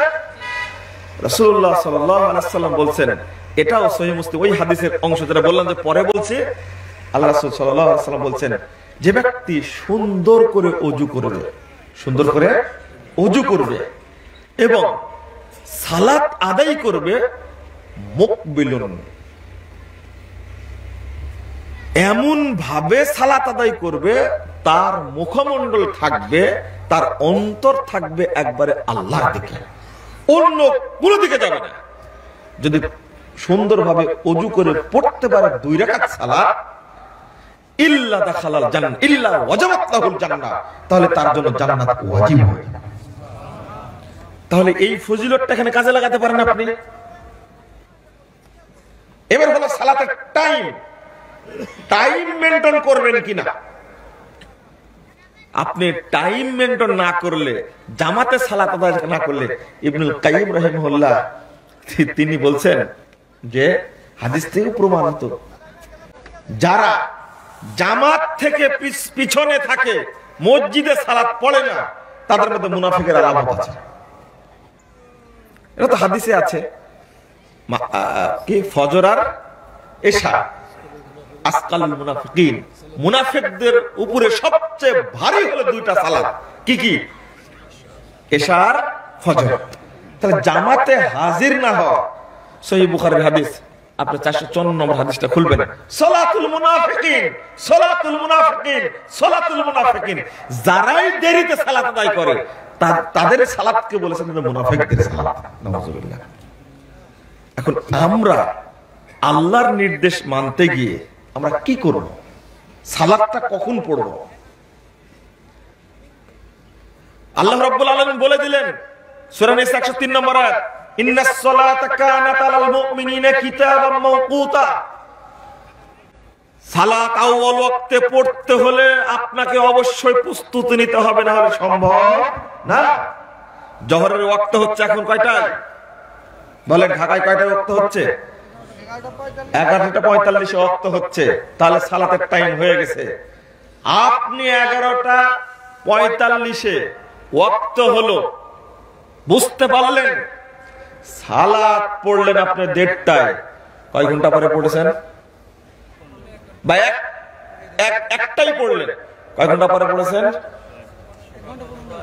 সোয়া ঘন্টা পরে সালাত পড়লেন। আউয়াল ওয়াক্ত কি আছে? ওই যে বলে যে সৌদি আরবের খেজুর খুব টেস্ট লাগে আর জমজম পানি খুব মিঠা লাগে, কিন্তু আর 20 রাকাত তারাবিও খুব সুস্বাদু লাগে, বাকিগুলো সব তিতো। মাশাআল্লাহ, আল্লাহ ইসলাম কোথাও কোথাও কোথাও না কোথাও সমুন্নত রাখবেন। আজানের টাইম হওয়া মাত্রই আজান হয় হারামে, মসজিদে হারামে, পৃথিবীর সর্বশ্রেষ্ঠ মসজিদ, সেই মসজিদে হারামে আজান হয়। প্রথম আজানের ওয়াক্ত হওয়া মাত্রই আজান হয়।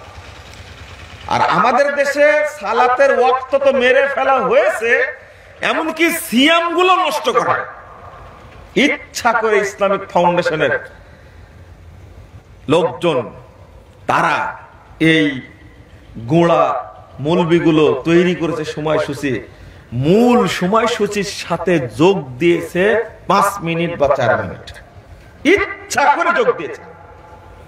এক বেদাতি তো মারাই গেল, আহলে হাদিসদেরকে গালিগালাজ করে মারা গেল। ওরা বলে যে আমাদের সিয়াম নষ্ট করে, বাট তোমরাই নষ্ট করো সিয়াম।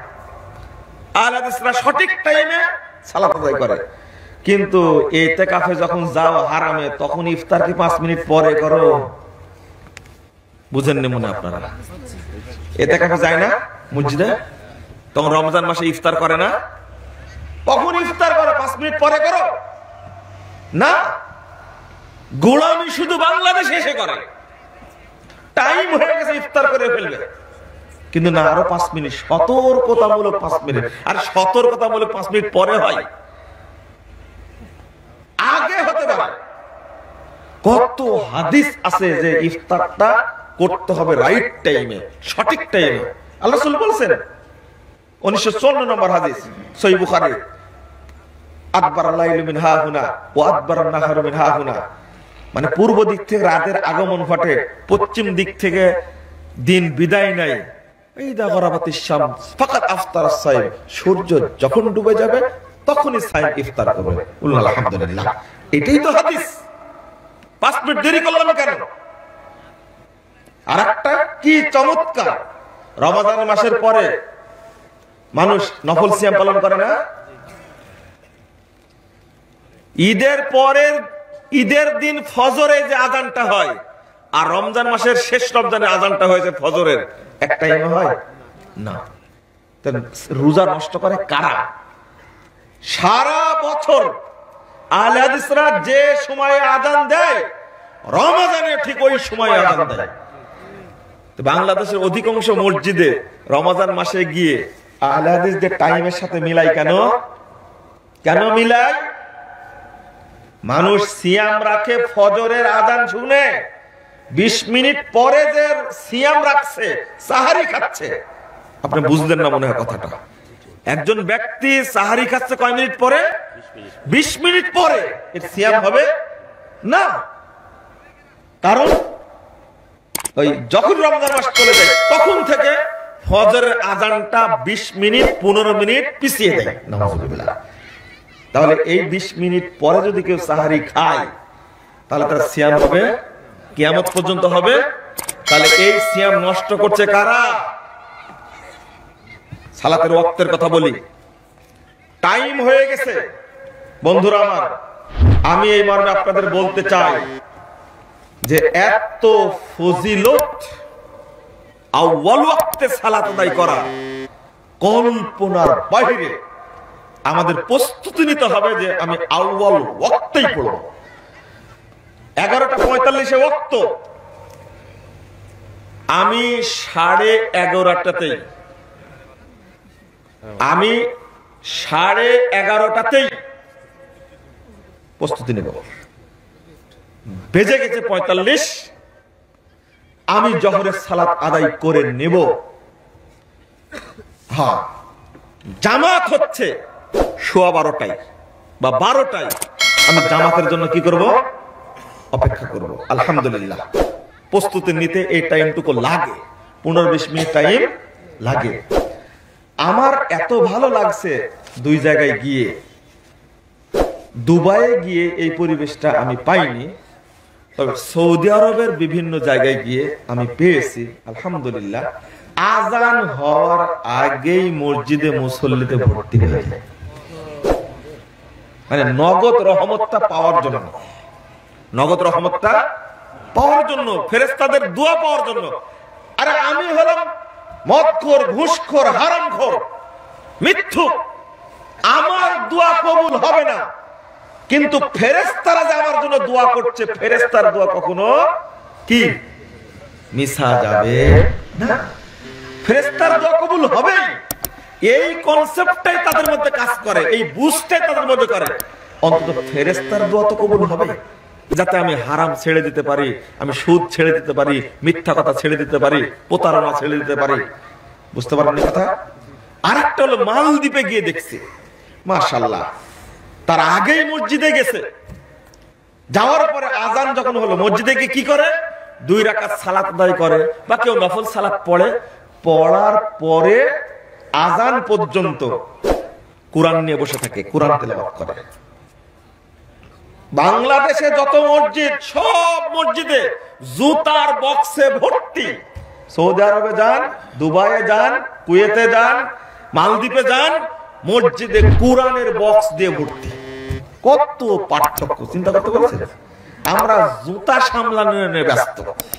মসজিদে খুব কম মসজিদে কোরআন রাখার সেলফ আছে বাংলাদেশে, অথচ সৌদি আরব, কুয়েত, দুবাই এবং মালদ্বীপ, মালয়েশিয়া এবং সিঙ্গাপুরে আমি আশ্চর্য হয়েছি যে তাদের মসজিদে কোরআন রাখার বক্স বেশি। মানে এখানে কোরআন চোর বেশি কি জুতা চোর বেশি? কি জুতা চোর বেশি বলে জুতার বক্স বেশি। তাহলে মানুষ সামনে কোরআনটা পড়তে জানে, একটু বসবে, তেলাওয়াত করবে কোরআনটা। মানে এই যে এই টাইমটাতে দোয়া কবুল হয়, আল্লাহু আকবার, কোরআন তেলাওয়াতের পরে আল্লাহর কাছে চাইলে আল্লাহ রাব্বুল আলামিন সেটা দান করেন। তাদেরকে টার্গেট। রাসূলুল্লাহ সাল্লাল্লাহু আলাইহি ওয়াসাল্লাম বলেন, আল্লাহ রাসূলকে প্রশ্ন করা হলো, আবু দাউদ আপনার হাদিস সংখ্যা হলো 426 নম্বর হাদিস। উম্মে ফারুয়া বলছেন, সুইলান নবী সাল্লাল্লাহু আলাইহি ওয়াসাল্লাম আইয়ুল আমালি আফদাল, জিজ্ঞেস করা হলো আমলের মধ্যে সবচেয়ে উত্তম আমল কোনটি?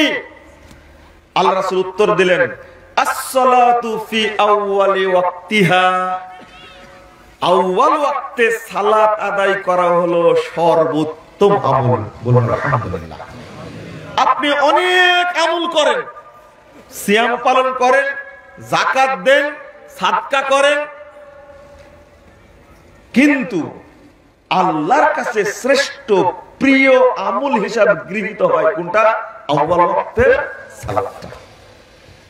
কেন গৃহীত হয়? রাসূলুল্লাহ সাল্লাল্লাহু আলাইহি ওয়াসাল্লাম বলেন হাদিসে কুদসি 430 নম্বর হাদিস আবু দাউদের মধ্যে এসেছে। হাদিসটা শুনে যান আর আজকে আমার কাছে প্রতিজ্ঞা করবেন এই হাদিসটার উপরে আমল করবেন ইনশাআল্লাহ। আল্লাহ রাসূল বলেন, ক্বাল আল্লাহু তাআলা, আল্লাহ তাআলা আমাকে লক্ষ্য করে বলছেন, ফারাস্তু আলা উম্মতি খামসা সালাওয়াত, হে মুহাম্মদ সাল্লাল্লাহু আলাইহি ওয়াসাল্লাম, আমি তোমার উম্মতের উপরে 5 ওয়াক্ত সালাতকে ফরজ করেছি। শোনো মুহাম্মদ, আমি তোমার উম্মতের উপরে 5 ওয়াক্ত সালাতকে ফরজ করেছি। ওয়াহিদ তু ইনদি আহাদা, আর আমি একটা অঙ্গীকার করে রেখেছি, প্রতিজ্ঞা করে রেখেছি। আল্লাহর প্রতিজ্ঞা কখনো মিস যায়? আল্লাহ প্রতিজ্ঞা ভঙ্গ করবেন, ওয়াদা ভঙ্গ করবেন? বলছে আমি একটা ওয়াদা করেছি, আন্নাহু মান জা ইউহাফিজ আলাইহিন্না লিওয়াক্তিহিন্না আদখালতুহুল জান্নাহ, যে ব্যক্তি 5 ওয়াক্ত সালাত, যে ব্যক্তি 5 ওয়াক্ত সালাত ওয়াক্ত মোতাবেক পড়ে আমার কাছে আসবে, আদখালতুহুল জান্নাহ, আমি আল্লাহ তাকে জান্নাত দান করব। আপনি আউয়াল ওয়াক্তে সালাত পড়ার যে ফজিলত কল্পনাই করতে পারবেন না। বিশেষ করে মা বোনদেরকে বলি, আপনারা বাড়িতে থাকেন, আপনারা চাইলে সালাতটা আউয়াল ওয়াক্তে পড়তে পারেন, কিন্তু সবচেয়ে বড় অলস হলো মহিলা। এরা কোনোদিনই ঠিক মতো সালাত আদায় করতে পারে না। জোহর সালাত 2টায় 2:30টায় আদায় করা, ওর বাচ্চা কাচ্চার শেষ নেই। ওর স্বামীর খেদমত লাগবে, রান্না করা লাগবে, ও কাঁথা সেলাই করা লাগবে, ঘর সাজানো লাগবে, এত ব্যস্ত। কাজের মহিলা 3টা আছে, এরপরে ও ব্যস্ত হলো মোবাইলে। সালাত পড়তে পড়তে এবার খাবার দাবার দিতে দিতে বেলা 2:30টা বেজেছে, তখন ঠক ঠক করে মেরে দিলে 4 রাকাত সালাত। মা বোনরা আপনাদেরকে বলছি, আপনাদের এই সালাত আল্লাহর কাছে যাবে না, অত সহজ না। আপনি খাওয়ার আগে সালাতটা পড়ে নেন, আপনারা পড়তে পারেন। হ্যাঁ, ছেলে সন্তান প্রতিপালন করেন আপনার দায়িত্ব, রান্না বাড়া করেন আপনার দায়িত্ব।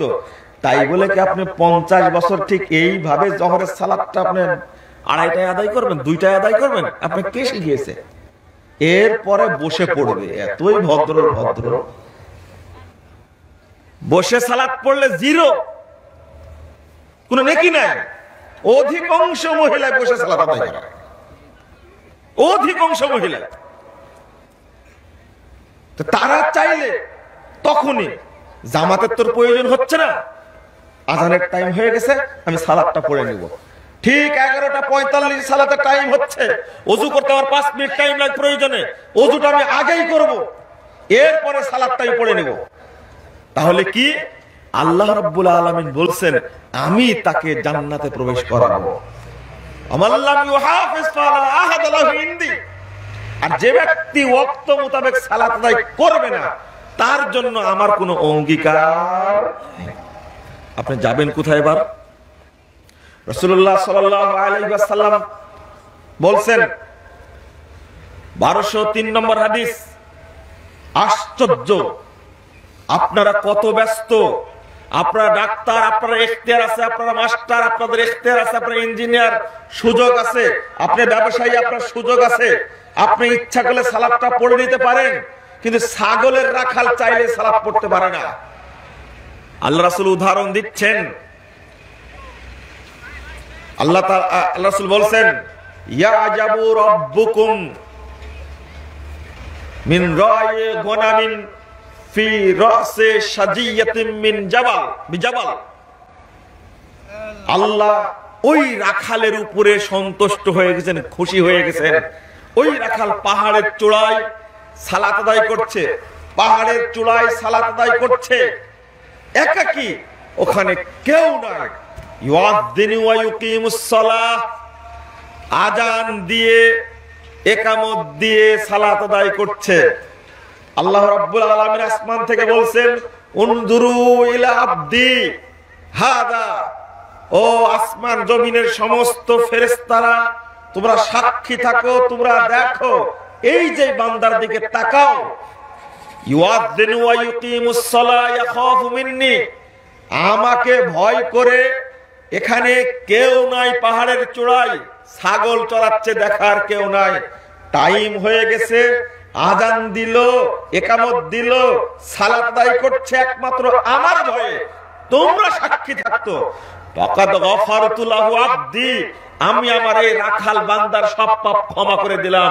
ওয়া আদখালতুহুল জান্নাহ, এবং তাকে আমি জান্নাতে প্রবেশ করে দিলাম। মরার আগেই জান্নাতে গেছে। আপনি হাদিসগুলো কোথায় রাখবেন? 455 নম্বর হাদিস, 56 নম্বর হাদিস সহিহ বুখারীর মধ্যে এসেছে। মুহাম্মদুর রাসূলুল্লাহ সাল্লাল্লাহু আলাইহি ওয়াসাল্লাম বলেন, দুই ওয়াক্তে সালাতে ফেরেশতা চেঞ্জ হয়, পরিবর্তন হয়। একটা হলো ফজর আর একটা হলো আসর। আপনি কি জবাব দিবেন? যখন সকাল ফজরের সালাতের ডিউটি শেষ করে ফেরেশতারা আল্লাহর কাছে যায়, কোথায় যায়? হাদিস তো বলেন, কিন্তু আল্লাহ কোথায় থাকেন সেটা জানেন না।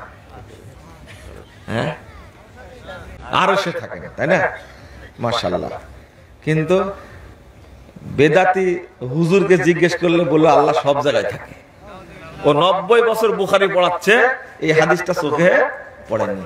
ও বলে যে আল্লাহ গাছে থাকে, মাঠে থাকে, মসজিদে থাকে, মাদ্রাসা থাকে, বাথরুমে থাকে, শিয়াল, কুকুর, মানুষ, বেড়া, গরু, ছাগল সবার মধ্যে থাকে। যত কল্লা তত আস্তাগফিরুল্লাহ, নাউযুবিল্লাহ। হাদিস ঠিকই বলছে, কিন্তু খেয়াল করেনি। আল্লাহ জিজ্ঞেস করেন কাইফা তারাকতুম ইবাদি, ও ফেরেশতারা, আমার বান্দাদেরকে তুমি কিভাবে রেখে আসলে? ওয়াক্ত মোতাবেক সালাত না আদায় করলে আল্লাহর কাছে সাক্ষী দিবে কিভাবে? দেখেন, কাইফা তারাকতুম ইবাদি, আমার বান্দাদেরকে কিভাবে রেখে আসলে? তারা উত্তর দেয় ফাইদা আতাইনাহুম ওয়া হুম ইসাল্লুন ওয়া ইদা তারাকতুহুম ওয়া হুম ইয়াসাল্লুন। আল্লাহ, আমরা যখন গিয়েছিলাম তখনও তাদেরকে সালাত অবস্থায় পেয়েছিলাম, যখন ছেড়ে এসেছি তখনও সালাত অবস্থায় ছেড়ে এসেছি। তাহলে জামাত যেমন দরকার, মসজিদে সালাত আদায় করা তেমন দরকার, আউয়াল ওয়াক্তটাও দরকার। আল্লাহর কাছে সাক্ষী দেবে কি করে? ফেরেশতারা ঘুষ নেয় নাকি? দেন, ঘুষ দেন। সালাত একাকি বাড়িতে পড়ে, ওয়াক্তের বাহিরে পড়ে ফেরেশতাকে 50 টাকা দেন, যে আল্লাহকে দিয়ে তুমি এটা লিখে নিও, আমি আউয়াল ওয়াক্তে পড়েছি। যেহেতু সব তো ঘুষের রাজ্য এখন বাংলাদেশে, এমন কোন সেক্টর নাই সেখানে ঘুষ লাগে না। আল্লাহর কাছে ঘুষ নাই, ফেরেশতাদের ঘুষ দিবেন কি করে? কিন্তু আল্লাহ আপনাকে পর্যবেক্ষণ করতেন ফেরেশতাদের মাধ্যমে। আল্লাহ জানেন কিভাবে রেখে আসছে। ফেরেশতারা যেন বান্দার পক্ষে সাক্ষী দেয় কাল কিয়ামতের মাঠে। এই জন্য আল্লাহ জিজ্ঞেস করেন, তোমরা আমার বান্দাদেরকে কিভাবে রেখে আসলে? হজরের সালাত চলে গেছে, 8টা বেজে গেছে, 9টা বেজে গেছে, আপনি মুসল্লি উঠে ভদ্র শয়তানের মতো কি চমৎকার ব্রাশ করছে আর ঘুরে বেড়াচ্ছে। তারপরে বাথরুম থেকে বেরিয়ে ফ্রেশ ট্রেশ হয়ে যখন 9:30 বাজছে, তখন ঠক ঠক করে ফজরের সালাত পড়ে লাট সাহেব এবং অফিসের জন্য বেরিয়ে যাচ্ছেন। তুমি কি মুসল্লি? আল্লাহর সাথে কি প্রতারণা? বদমাশ একটা। আর একদিন হতে পারে, 2 দিন হতে পারে, তুমি আজীবন করে যাচ্ছ এরকম ভাবে। লাট সাহেব 3টা না হলে ঘুম আসে না। আসলে কি করব, 3টা পর্যন্ত অফিসের কাজ করা লাগে। তুমি কাজই করো, তোমাকে মরতে হবে না। আপনি ঘুমিয়ে যান, আগেই ঘুমিয়ে যান, এসার পর পরে ঘুমিয়ে যান। ডাক্তার বলছে, আপনি চিন্তা করতে পারছেন, এখন সব ডাক্তার বলছে রাত 8টার মধ্যে খেয়ে ফেলবেন। যদি তারপরে ঘুমান আপনি, 8টার পরে ঘুমাতে আপনার 1 ঘন্টা, 1.5 ঘন্টা, 2 ঘন্টা সময় লাগবে। এই 2 ঘন্টাতে যে খাবারের যে প্রভাবটা আপনার শরীরে পড়বে, ঘুমিয়ে গেলে আর ওই প্রভাবটা পড়বে না, আপনার স্বাস্থ্য ঠিক থাকবে। বেটা তুমি ডাক্তারের কথা মানো, কিন্তু রাসূলের কথা মানো না, আল্লাহর কথা মানো না। প্রেসারের ওষুধ খেতে একদিনে ভুল করে না বেটা, ঠিক টাইমে খায়, ঠিক টাইমে খাবে। হার্টের ওষুধ ও বেটার খেতে কি হয় না, ভুল হয় না।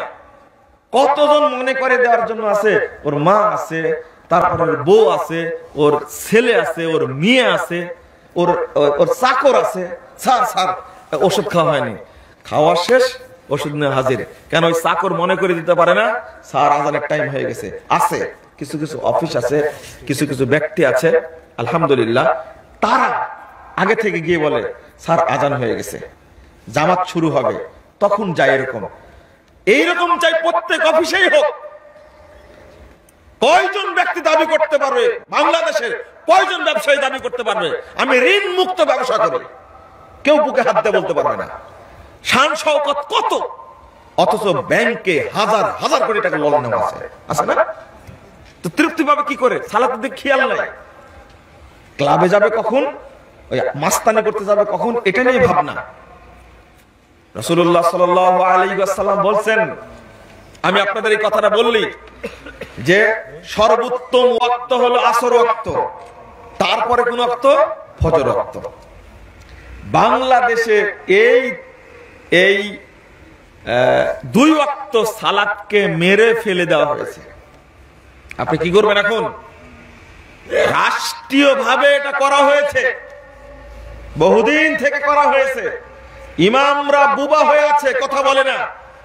আউয়াল ওয়াক্তের ফজিলত গুলো বললে কেউ আর সালাত দেরি করে পড়বে?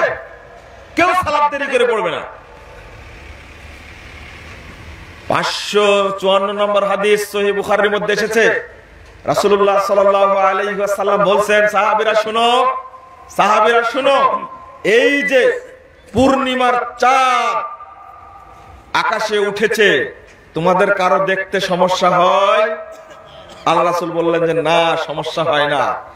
ঠিক কাল কিয়ামতের মাঠে আল্লাহকে দেখতে, জান্নাতে আল্লাহকে দেখা, সাক্ষাৎ পেতে কারো অসুবিধা হবে না। তাহলে কার জন্য আল্লাহ সাক্ষাৎ, কার জন্য? আল্লাহ রাসূল সাল্লাল্লাহু আলাইহি ওয়াসাল্লাম বলছেন, যে ব্যক্তি আসর এবং ফজর সালাত আউয়াল ওয়াক্তে পড়বে, আল্লাহ রাব্বুল আলামিনকে কিয়ামতের মাঠে উন্মুক্ত দেখতে পাবে। সুবহানাল্লাহ। কে কে দেখতে জানেন? হাত তুলে তো দেখি, দেখবেন। আল্লাহ তুমি কবুল করো আমাদের হাতগুলো, আমিন ইয়া রাব্বাল আলামিন। আউয়াল ওয়াক্তে সালাত পড়বেন, আসর এবং ফজর বিশেষ করে। রাসূলুল্লাহ সাল্লাল্লাহু আলাইহি ওয়াসাল্লাম বলছেন যে ব্যক্তি মান সাল্লাল আসরাইন, যে দুই আসরকে আদায় করবে, এক হাদিসে এসেছে তার উপরে জান্নাত ওয়াজিব হয়ে যাবে, আরেক হাদিসে এসেছে তার উপরে জাহান্নাম হারাম হয়ে যাবে। আসর আর কি ফজর। আর বাংলাদেশে এই দুই ওয়াক্ত সালাতকে কি করে দেওয়া হয়েছে? মেরে ফেলা হয়েছে। মেরে ফেলার কথা কেন বলছে? হাদিসে আসছে। আবু যারকে বলছেন আল্লাহ রাসূল, 648 নম্বর হাদিস সহিহ মুসলিম এসেছে, আবু যার, কানাত আলাইকুমুল উমারা ইউমিতুনা সালা আন ওয়াক্তিহা আও ইউআখিরুনা সালা আন ওয়াক্তিহা। আবু যার, এক সময় শাসকরা আসবে, তারা সালাতকে ওয়াক্ত থেকে পিছিয়ে দিয়ে মেরে ফেলে দিবে, তাখির করে পড়বে, দেরি করে পড়বে, তখন কি করবা? আবু যার রাদিয়াল্লাহু আনহু বলছেন, আমা তা'মুরুনি, আমাকে কি নির্দেশ দিচ্ছেন এই অবস্থায় আমি কি করব?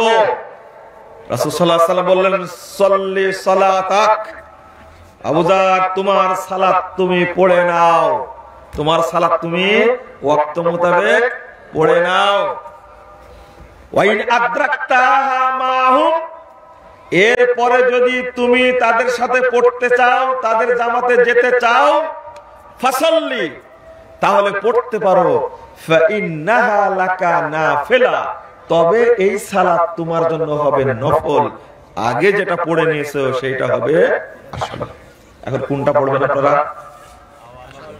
আপনারা এই প্রশ্নটা তো বেশি করেন আমাদেরকে।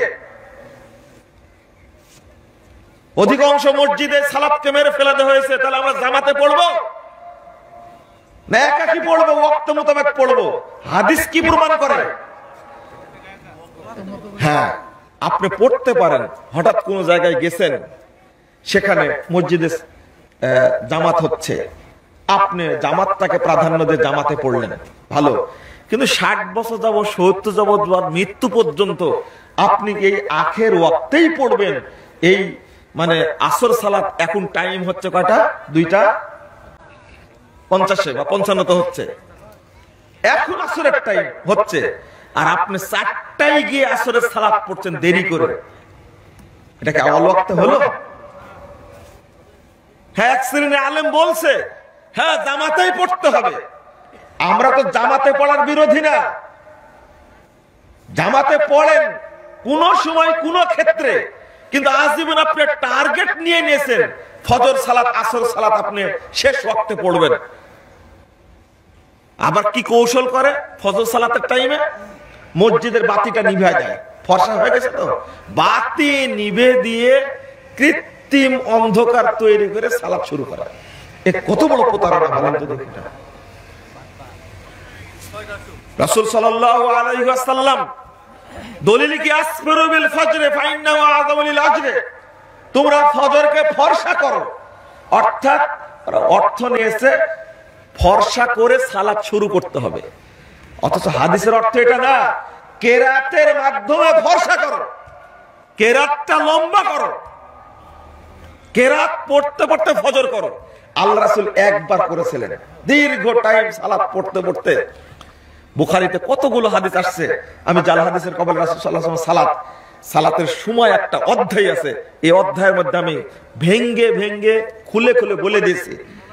রাসূল সাল্লাল্লাহু আলাইহি ওয়াসাল্লাম যেভাবে সালাত পড়তেন, ফজরের সালাত, পার্শ্বে থেকে মুসল্লিরা উঠে যেত, পার্শ্বের মুসল্লিকে চিনতে পারতো না, অন্ধকারে পড়তেন। আর আমার দেশে পড়ে কখন? যখন ফর্সা হয়ে যায় চারিদিকে, টুপ করে মসজিদের বাতিটা অফ করে দিয়ে আল্লাহু আকবার।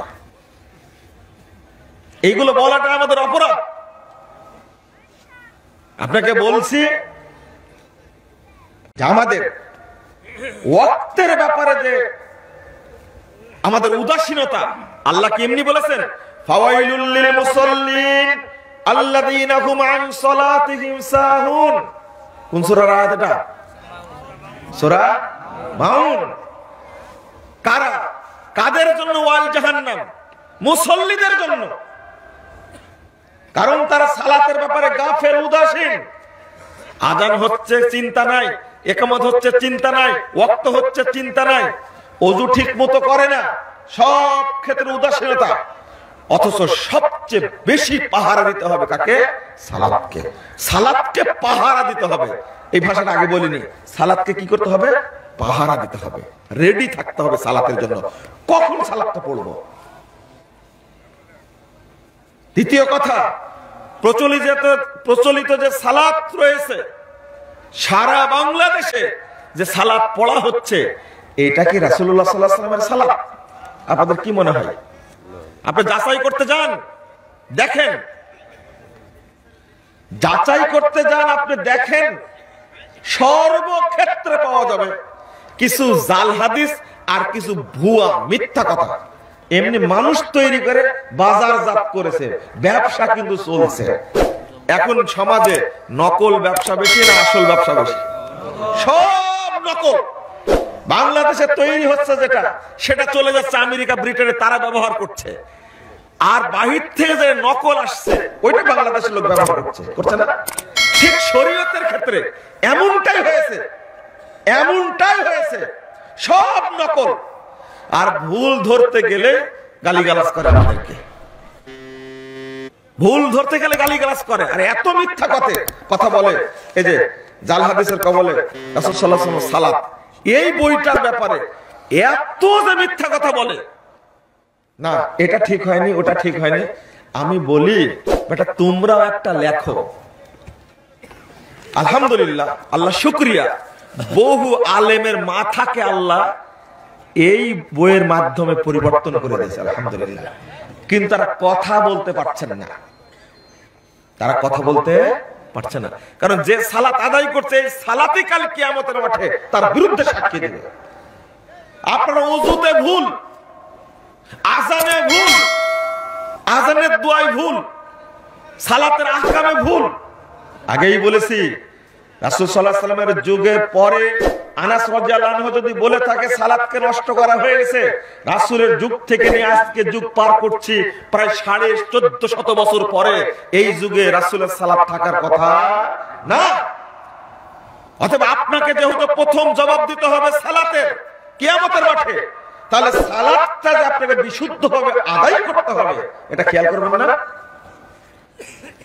আর বেনামাজিরা কি করে? বেনামাজির সংখ্যা বেশি, নাউযুবিল্লাহ, আস্তাগফিরুল্লাহ। বেনামাজি 3 প্রকার। কয় প্রকার? 3 প্রকার। ভালো করে নেন। এক প্রকার নামাজকে অস্বীকার করে, বলে নামাজ পড়া লাগবে না, খামাখা, এটা নবীর যুগে চলে, এই যুগে চলবে না। এ হলো খাঁটি কাফের, একবার পাকা কাফের, নগদ কাফের। 2 নম্বর, আরেক শ্রেণীর ভদ্র আছে, বদমাশ, তারা বুঝে শুনে ইচ্ছায় সজ্ঞানে স্বেচ্ছায় সালাত পড়ে না, এরাও কাফের। এরা কি? কাফের। 2, 3, আরেক শ্রেণীর মানুষ আছে বদমাশের হাড্ডি। ও বাপ মা একটু পিটানি দিল, মা বলল, কিরে তুই আমার পেট থেকে কুকুর না শুয়োর হয়েছিস, নামাজ পড়িস না কেন, তুই বাড়িতে আর আসবে না, শয়তান কোথাকার, নামাজ পড়িস না তুই। আছে না শ্রেণীর?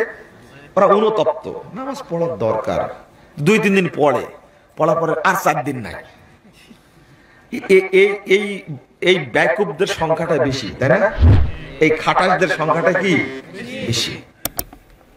আবার বাপ একদিন বলল, কিরে নামাজ পড়িস না কেন? তখন আবার 3 দিন পড়লো। বন্ধুদের অত্যাচারে, বন্ধুরা যেহেতু খারাপ, বন্ধুরা কি আজকে তরুণ সমাজ এত নষ্ট কেন? বিশেষ করে শহর কেন্দ্রিক তরুণরা এত খারাপ। এক একটা ছেলে, এক একটা মেয়ে, তরুণ তরুণী, কত জনের সাথে যে যৌন সম্পর্ক আছে তার ঠিক নেই। এক কুলাঙ্গার তো সেদিনে বলছে, এক কুলাঙ্গার বলছে যে আমি ইতিমধ্যে, আমার বয়স 31 বছর, প্রায় 53টা মেয়ের সাথে আমার দৈহিক সম্পর্ক হয়েছে, তো বিয়ে করার দরকার আছে ওর? আর আরেক শয়তান তো ওই যে সেদিন সাক্ষাৎকার দিল না, আমি বলছি না নামটা, ও বলছে প্রায় 1000-এর মতো মেয়ে ওর কাছে নিয়ে গেছে, মানে 1000 মেয়ের সাথে তার দৈহিক সম্পর্ক হয়ে গেছে। আস্তাগফিরুল্লাহ, নাউযুবিল্লাহ, নাউযুবিল্লাহ। ঠিক একটা মেয়ে। আপনারা সচেতন হন, পরিবারকে বাঁচান। এখন কিয়ামত এগিয়ে আসছে, ধেয়ে আসছে কিয়ামতের আলামত। আপনার মেয়েদেরকে যেভাবে ছেড়ে দিচ্ছেন ওইভাবেই চলছে, পরিবার ধ্বংস হচ্ছে।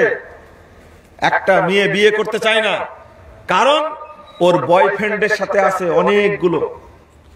বাস্তবতা যেটা, আপনি কিভাবে বিশ্বাস করাবো? একজন মা আমাকে বলছে, আমাকে এখানে কারো রাবি নাই ভিতরে, আমাকে বলছে ভাই কি করব, আমার ছেলেটা এতই খারাপ হয়ে গেছে। মেয়েটাকে নিয়ে আসে বাসায়, নিয়ে এসে 1 সপ্তাহ 10 দিন রাখে। আমি বলতে পারি না যে কোথায় থেকে নিয়ে আসছে, তো বলে যে আম্মু এটা আমার গার্লফ্রেন্ড। 1 মাস 2 মাস পরে বলে যে আবার আরেকটা মেয়েকে নিয়ে আসে।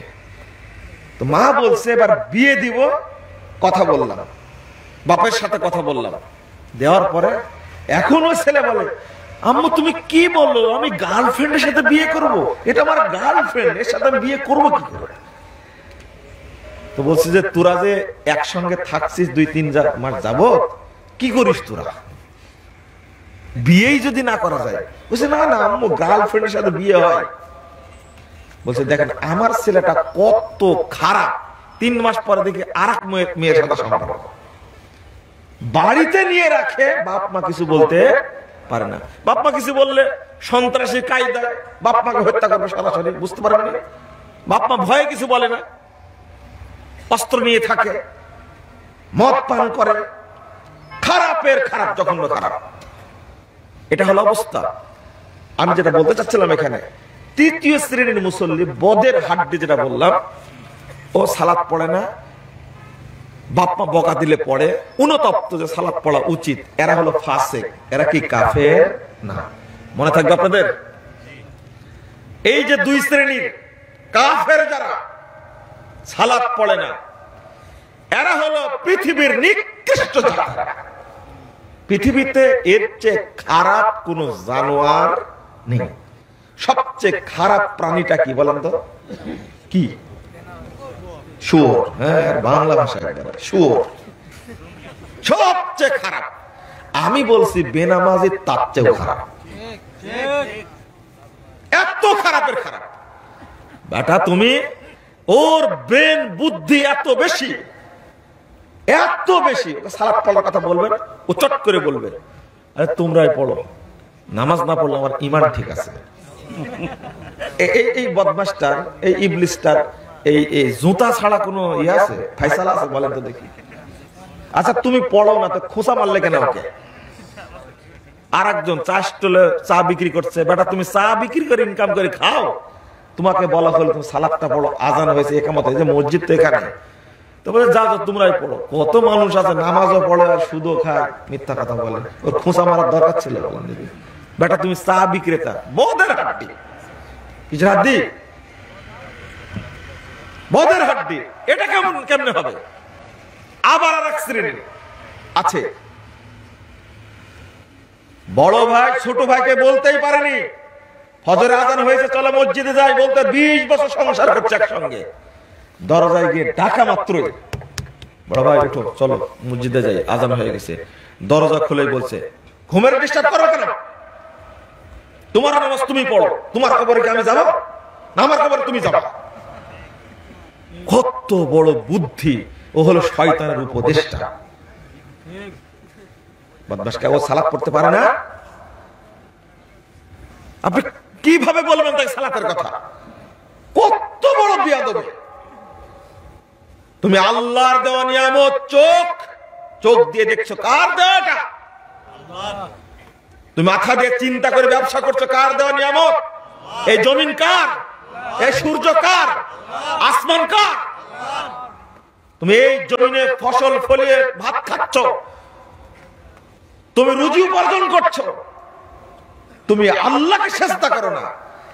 আর ঠিক এই বদটা মারা গেলে ও হলো অমুকের বাপ তমুকের বাপ, জানাজা যদি হুজুর না পড়ে তাহলে চাকরি কি বাতিল। আর হুজুরও হয়েছে হুজুর না বাটপার। দেখা যাচ্ছে দুনিয়ার বদের বদ পশ্চিম জীবনে চিনে নিয়ে ওই 2টা টাকার বিনিময়ে যায় মারি দিল, এক মুনাজাত আর জানাজা পড়াই দিল, একবারে জাহান্নাম জান্নাত পার করে জান্নাতে জাহান্নামে ঢোকায় ছাড়ি দিল। তুমি বলতে পারো না ও নামাজ পড়েন, আমি তার জানাজা করব না। রুজির মালিক কে? আল্লাহ। অধিকাংশ মসজিদের ইমামের কারণে সমাজ সংস্কার হচ্ছে না। সবগুলো ইমাম দালাল হয়ে বসে আছে। মসজিদের সভাপতির বিরুদ্ধে কথা বলতে পারে না, আর সভাপতির বিরুদ্ধে বলার কি দরকার? সভাপতির বিরুদ্ধে বলার কি দরকার? তুমি বলো সরাসরি হাদিসগুলো, ঘুষের বিরুদ্ধে বলো, সুদের বিরুদ্ধে বলো। প্রবলেমটা হলো এই, সুদের বিরুদ্ধে বললে সভাপতি মনে করে আমাকেই মনে হয় বলি, চোরের মন পুলিশ পুলিশ।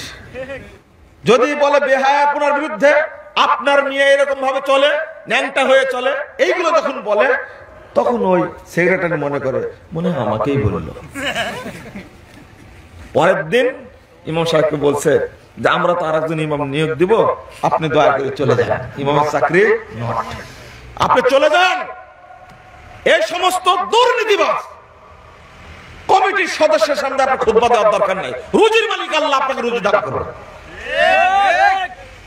আপনি একটা জিনিস নিশ্চিত থাকবেন, রুজি দিয়েই আল্লাহ আপনাকে পাঠিয়েছেন। আমা মিন দাব্বাতিন ফিল আরদি ইল্লা আলাল্লাহি রিজকুহা। আল্লাহ বলছেন পৃথিবীতে যত প্রাণী সৃষ্টি করেছেন সবার রুজির দায়িত্ব নিয়েছেন আল্লাহ। এক দানা। এখন ডাক্তার জাহাঙ্গীর কবির মাশাআল্লাহ, এই ভদ্রলোক ডাক্তার, এ মানুষকে সিয়াম রাখাও শিখাচ্ছে। হ্যাঁ, সিয়াম রাখাও কি শিখাচ্ছে। হিন্দুরাও সিয়াম রাখছে। বলছে যে আমি দীর্ঘ 60 দিন কি 56 দিন সিয়াম রাখার পরে আমার ভুল হতে পারে, বলছে যে আমার ওজন কমে গেছে প্রায় 25 কেজি। কি যে শিক্ষা দেয়। মানুষ বলছে কি গণমানুষের ডাক্তার, কি বলছে গণমানুষের ডাক্তার। তো কি যেন বলতে গেছিলাম এখানে, যেন বলে তার আগের অংশটা কি? ও হ্যাঁ, হিন্দুরা সিয়াম রাখে, সেটা বলছে কি কারণে বলছিলাম, কথাটা মাথা থেকে আউট হয়ে গেছে। জান ওজন, রুজি, রুজি মনে হয়, এবার মনে হয়েছে।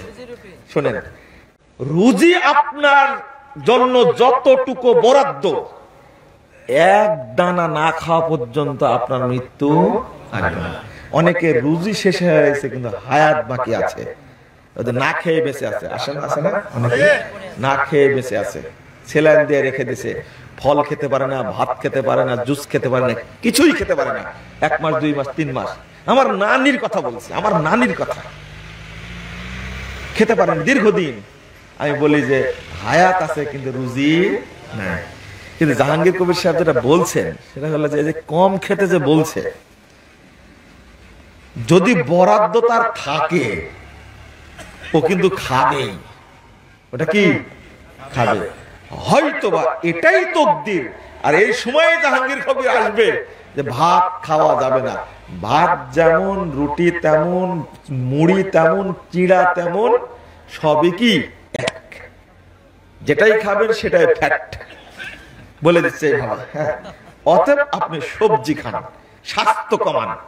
আগে তো ডাক্তাররা বলে দিছে এই করেন সেই করেন ইত্যাদি করেন, স্বাস্থ্য কমান। কিন্তু কিভাবে কমাতে হবে? আমার এক বন্ধু এত মোটা মানুষ, স্বাস্থ্য কমা, ও কমাইছে 35 কেজি কমাইছে। আমি যে তুই ছিলি কয় কেজি, ছিলি কয় কেজি তুই? ওই আপনার কি বলে যে আপনার ওই ফলো করেছে, কি সূত্র কি দিয়েছে, সবজি খায়। সারা রমাদান মাসে সিয়াম পালন করেছে, শুধু সাহারি খাইছে একটা ডাব, একটা কি ডাব খেয়েছে। আমি যে তুই এই ডাব খেয়ে অবস্থা, বলছে যে এখন যে শান্তি পায় শরীরে, যে শক্তি পায়, শরীরে শক্তি আছে কিন্তু আমি শান্তি পাই। এই শরীরে বাথরুমে গেলে যে কষ্টটা হতো এটা তো মানুষকে কোনো বলতে পারে না। কিন্তু এখন আমার চলাফেরায়, উঠা বসায়, খাওয়া দাওয়ায় কোনো সমস্যা নাই। ভাত খায় না ও দীর্ঘ 8 মাস যাবত, রুটি খায় না, বুঝছেন? কিন্তু তোমার যদি বরাদ্দ থাকে তাহলে এই ভাত একদিন পেটে যাবেই, একদিন তোমাকে খাওয়াই লাগবে। হয়তোবা এটাই যে এই সময় জাহাঙ্গীর কবির আসবে আর ও তকদিরে রুজি নাই বলে আর খাওয়া হচ্ছে না। অনেককে বলি আগে বেশি খেয়েছেন তো, এখন ডায়াবেটিস হয়ে গেছে, এখন খাওয়া কি হয়ে গেছে আল্লাহ কমাই দিয়েছে। হতে পারে না এরকম? বন্ধুরা আমার, আমি অনেক কথা বলে ফেলেছি, আপনাদেরকে 3টা কথা বলেছি। বেনামাজিকে তো বললামই, তুমি সালাত আদায় করো, তুমি সালাতকে বাদ দিও না। তোমার বিরুদ্ধে বলছি না, তোমাকে বলছি তুমি মুসলিম না সালাত না পড়লে। 2 নম্বর, 3 শ্রেণীর মানুষকে খারাপ মনে করে বেশি, বেনামাজি একটা আর বেহায়া মহিলা একটা। আমি এ সম্পর্কে বক্তব্য বলেছি, মা বোনদের উদ্দেশ্যে বলবো। আগে বলে গেছেন বড় আলেম কিবরিয়া সাহেব, বলে গেছেন, তো আমি আর কিছু বলছি না। মা বোনদেরকে বলবো অন্তত 3টা জায়গা কন্ট্রোল করুন। 1, বাড়িতে ওয়াইফাই লাইন থাকলে আপনি ওয়াইফাই লাইনকে তদারকি করুন, অফ করে রাখুন। আপনি অফ করে রাখা যায়, রাতের গভীরে যেন আপনার ছেলে আপনার মেয়ে নোংরা জগতে যেতে না পারে। টিভিটা যদি রাখতে চান, বক্তব্য যদি বাজাতে চান, রাখেন সরাসরি ড্রয়িং রুমে, কারো ব্যক্তিগত রুমে রাখা যাবে না। ও দেখলে এখানেই দেখো, কি দেখছে সে আপনি মনিটরিং করুন। প্রথম বলছি ডিশ লাইন আউট করেন। কি করেন? ডিশ লাইন আউট করেন। কত আপনি ইমানদার চিনায় যায়, বুঝায় যায়। দেখলে কত সুন্দর পাঞ্জাবি, কত সুন্দর টুবি, কিন্তু ভিতরটা কি অন্ধকার। বাড়িতে গেলে বুঝা যায় দুনিয়ার মূর্তিতে ভর্তি। বাড়িতে কিসের মুসলমান আপনি? বাড়িতে গেলে দেখা যায় এত ছবি, কিসের মুসলমান আপনি? আপনি দেখতে তো ভালো, পাঞ্জাবিটা কিন্তু স্বচ্ছ পরিষ্কার, দাড়িটা কত সুন্দর, ফেরেশতার মতো চেহারা। বাড়িতে যায় দেখছে একবার শয়তানের আড্ডা। 1 নম্বর। 2 নম্বরটা ইউটিউব, ফেসবুক, তারপরে কি যেন টুইটার, এইগুলো যত মিডিয়া আছে এইগুলো থেকে বিরত থাকার চেষ্টা করুন। হ্যাঁ, এর মাধ্যমে অনেক উপকার হচ্ছে, দাওয়াত মানুষ পাচ্ছে, কিন্তু ক্ষতিটা হচ্ছে 95 ভাগ, উপকার হচ্ছে 5 ভাগ। তাহলে আপনি নিয়ন্ত্রণ নিয়ে আসতে হবে। আপনি ছেলের মোবাইল চেক করুন, আপনি ও ইউটিউবে কি দেখে তা তো করতে পারবেন না আপনি। 3 নাম্বার 3 যেটা আপনাকে বলবো সেটা হলো, প্রচলিত বিবাহের অনুষ্ঠানে আপনি আপনার মেয়েকে, বোনকে, স্ত্রীকে নিয়ে যাবেন না। আগে শর্ত দিবেন, বিয়েতে যাব, ছেলে মেয়ে যেন আলাদা থাকে। যে ফ্যাশন নিয়ে খায় একসঙ্গে, এখন তো বিয়েতে যাওয়াই বন্ধ করে দিয়েছি। 4, এই যে দিবস পালন হচ্ছে, বিশেষ করে নষ্ট কিছু দিবস পালন হয়। পহেলা বৈশাখ হয় না? নারী পুরুষের যে অবাধ মিলামেশা, 31st নাইট সরকার বাধ্য হয়েছে বলতে 5টার আগে সব অনুষ্ঠান ক্লোজ করতে হবে। বলছে না? ঠেলাই পড়ে বলছে, এমনি কি বলছে? ধর্ষণ কেন হয়েছে?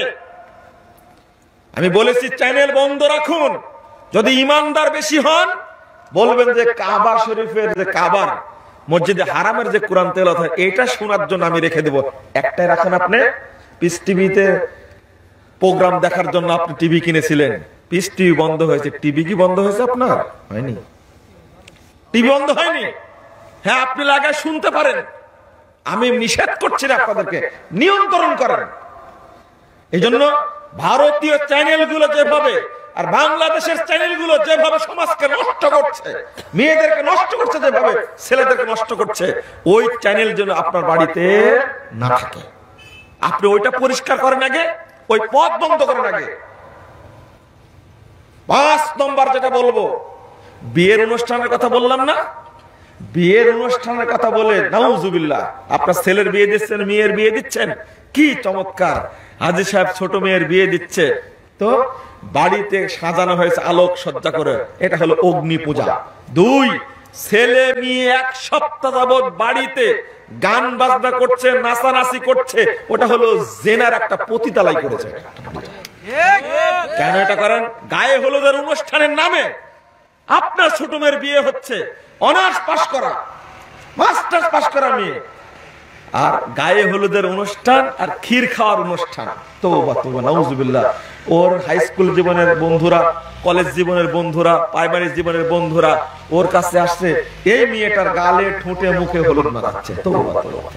এই ছেলে, তোমরা যারা বিয়ে করনি, তোমরা খবরদার এই তোমাদের গালে যেন তোমার ফুফাতো বোন হাত দিতে না পারে। যদি দেয় তুমিও অপবিত্র, তোমার বোনও অপবিত্র। এটা বুঝো, আমার কথাটাকে বুঝো। তোমার গালে একটা নষ্ট মহিলা হাত দেবে কেন? আরে হলুদ মাখা নিতে চাইলে সবচেয়ে ভালো কথা বলি আমি, বিয়ে করে নিয়ে এসে ঘরের মধ্যে বলো যে আমার শখ ছিল তোমার হাত দিয়ে আমার হলুদ মাখা নেব। পরের দিন মানুষ বুঝবে হলুদ মাখা দিয়েছে নিজের বউ, সবচেয়ে ভালো। নাহলে মায়ের কাছ থেকে মাখা নাও। কথা বলেননি? কথা বুঝেছেন কি? কেন এটা করবেন আপনি? আপনি মায়ের কাছ থেকে মাখা নেন, খালার কাছ থেকে মাখা নেন, কিন্তু এই সমস্ত নষ্ট পরিবেশে যাবে কেন? এগুলো হয়।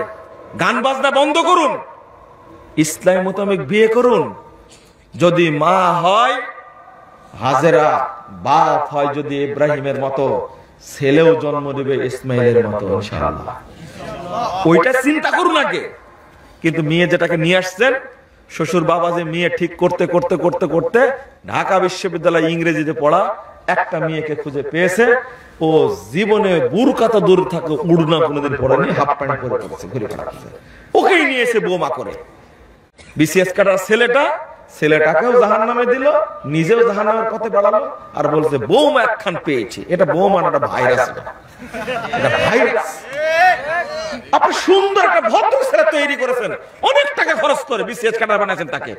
একটা সুন্দরী আপনি একজন দিনদার মেয়ের সাথে বিয়ে দেন, যেন জান্নাতে পরিবেশে তারা কি করতে পারে, থাকতে পারে। কিন্তু ওইটা করেন না কেন? আর একটা শীতকালীন সময় আসছে, শিক্ষা সফরে বের হবেন আপনারা, তাই না?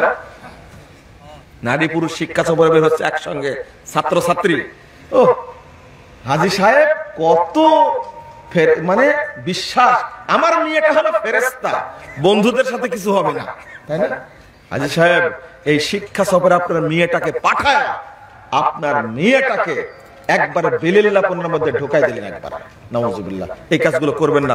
আল্লাহ যেন আমাদেরকে হেফাজত করে। আমিন ইয়া রাব্বাল আলামিন। অনেক কথা বলেছি আপনাদের কাছে, আমি বক্তব্য এখানে শেষ করছি। আল্লাহ যেন আমাদের সবাইকে ক্ষমা করেন। আমিন।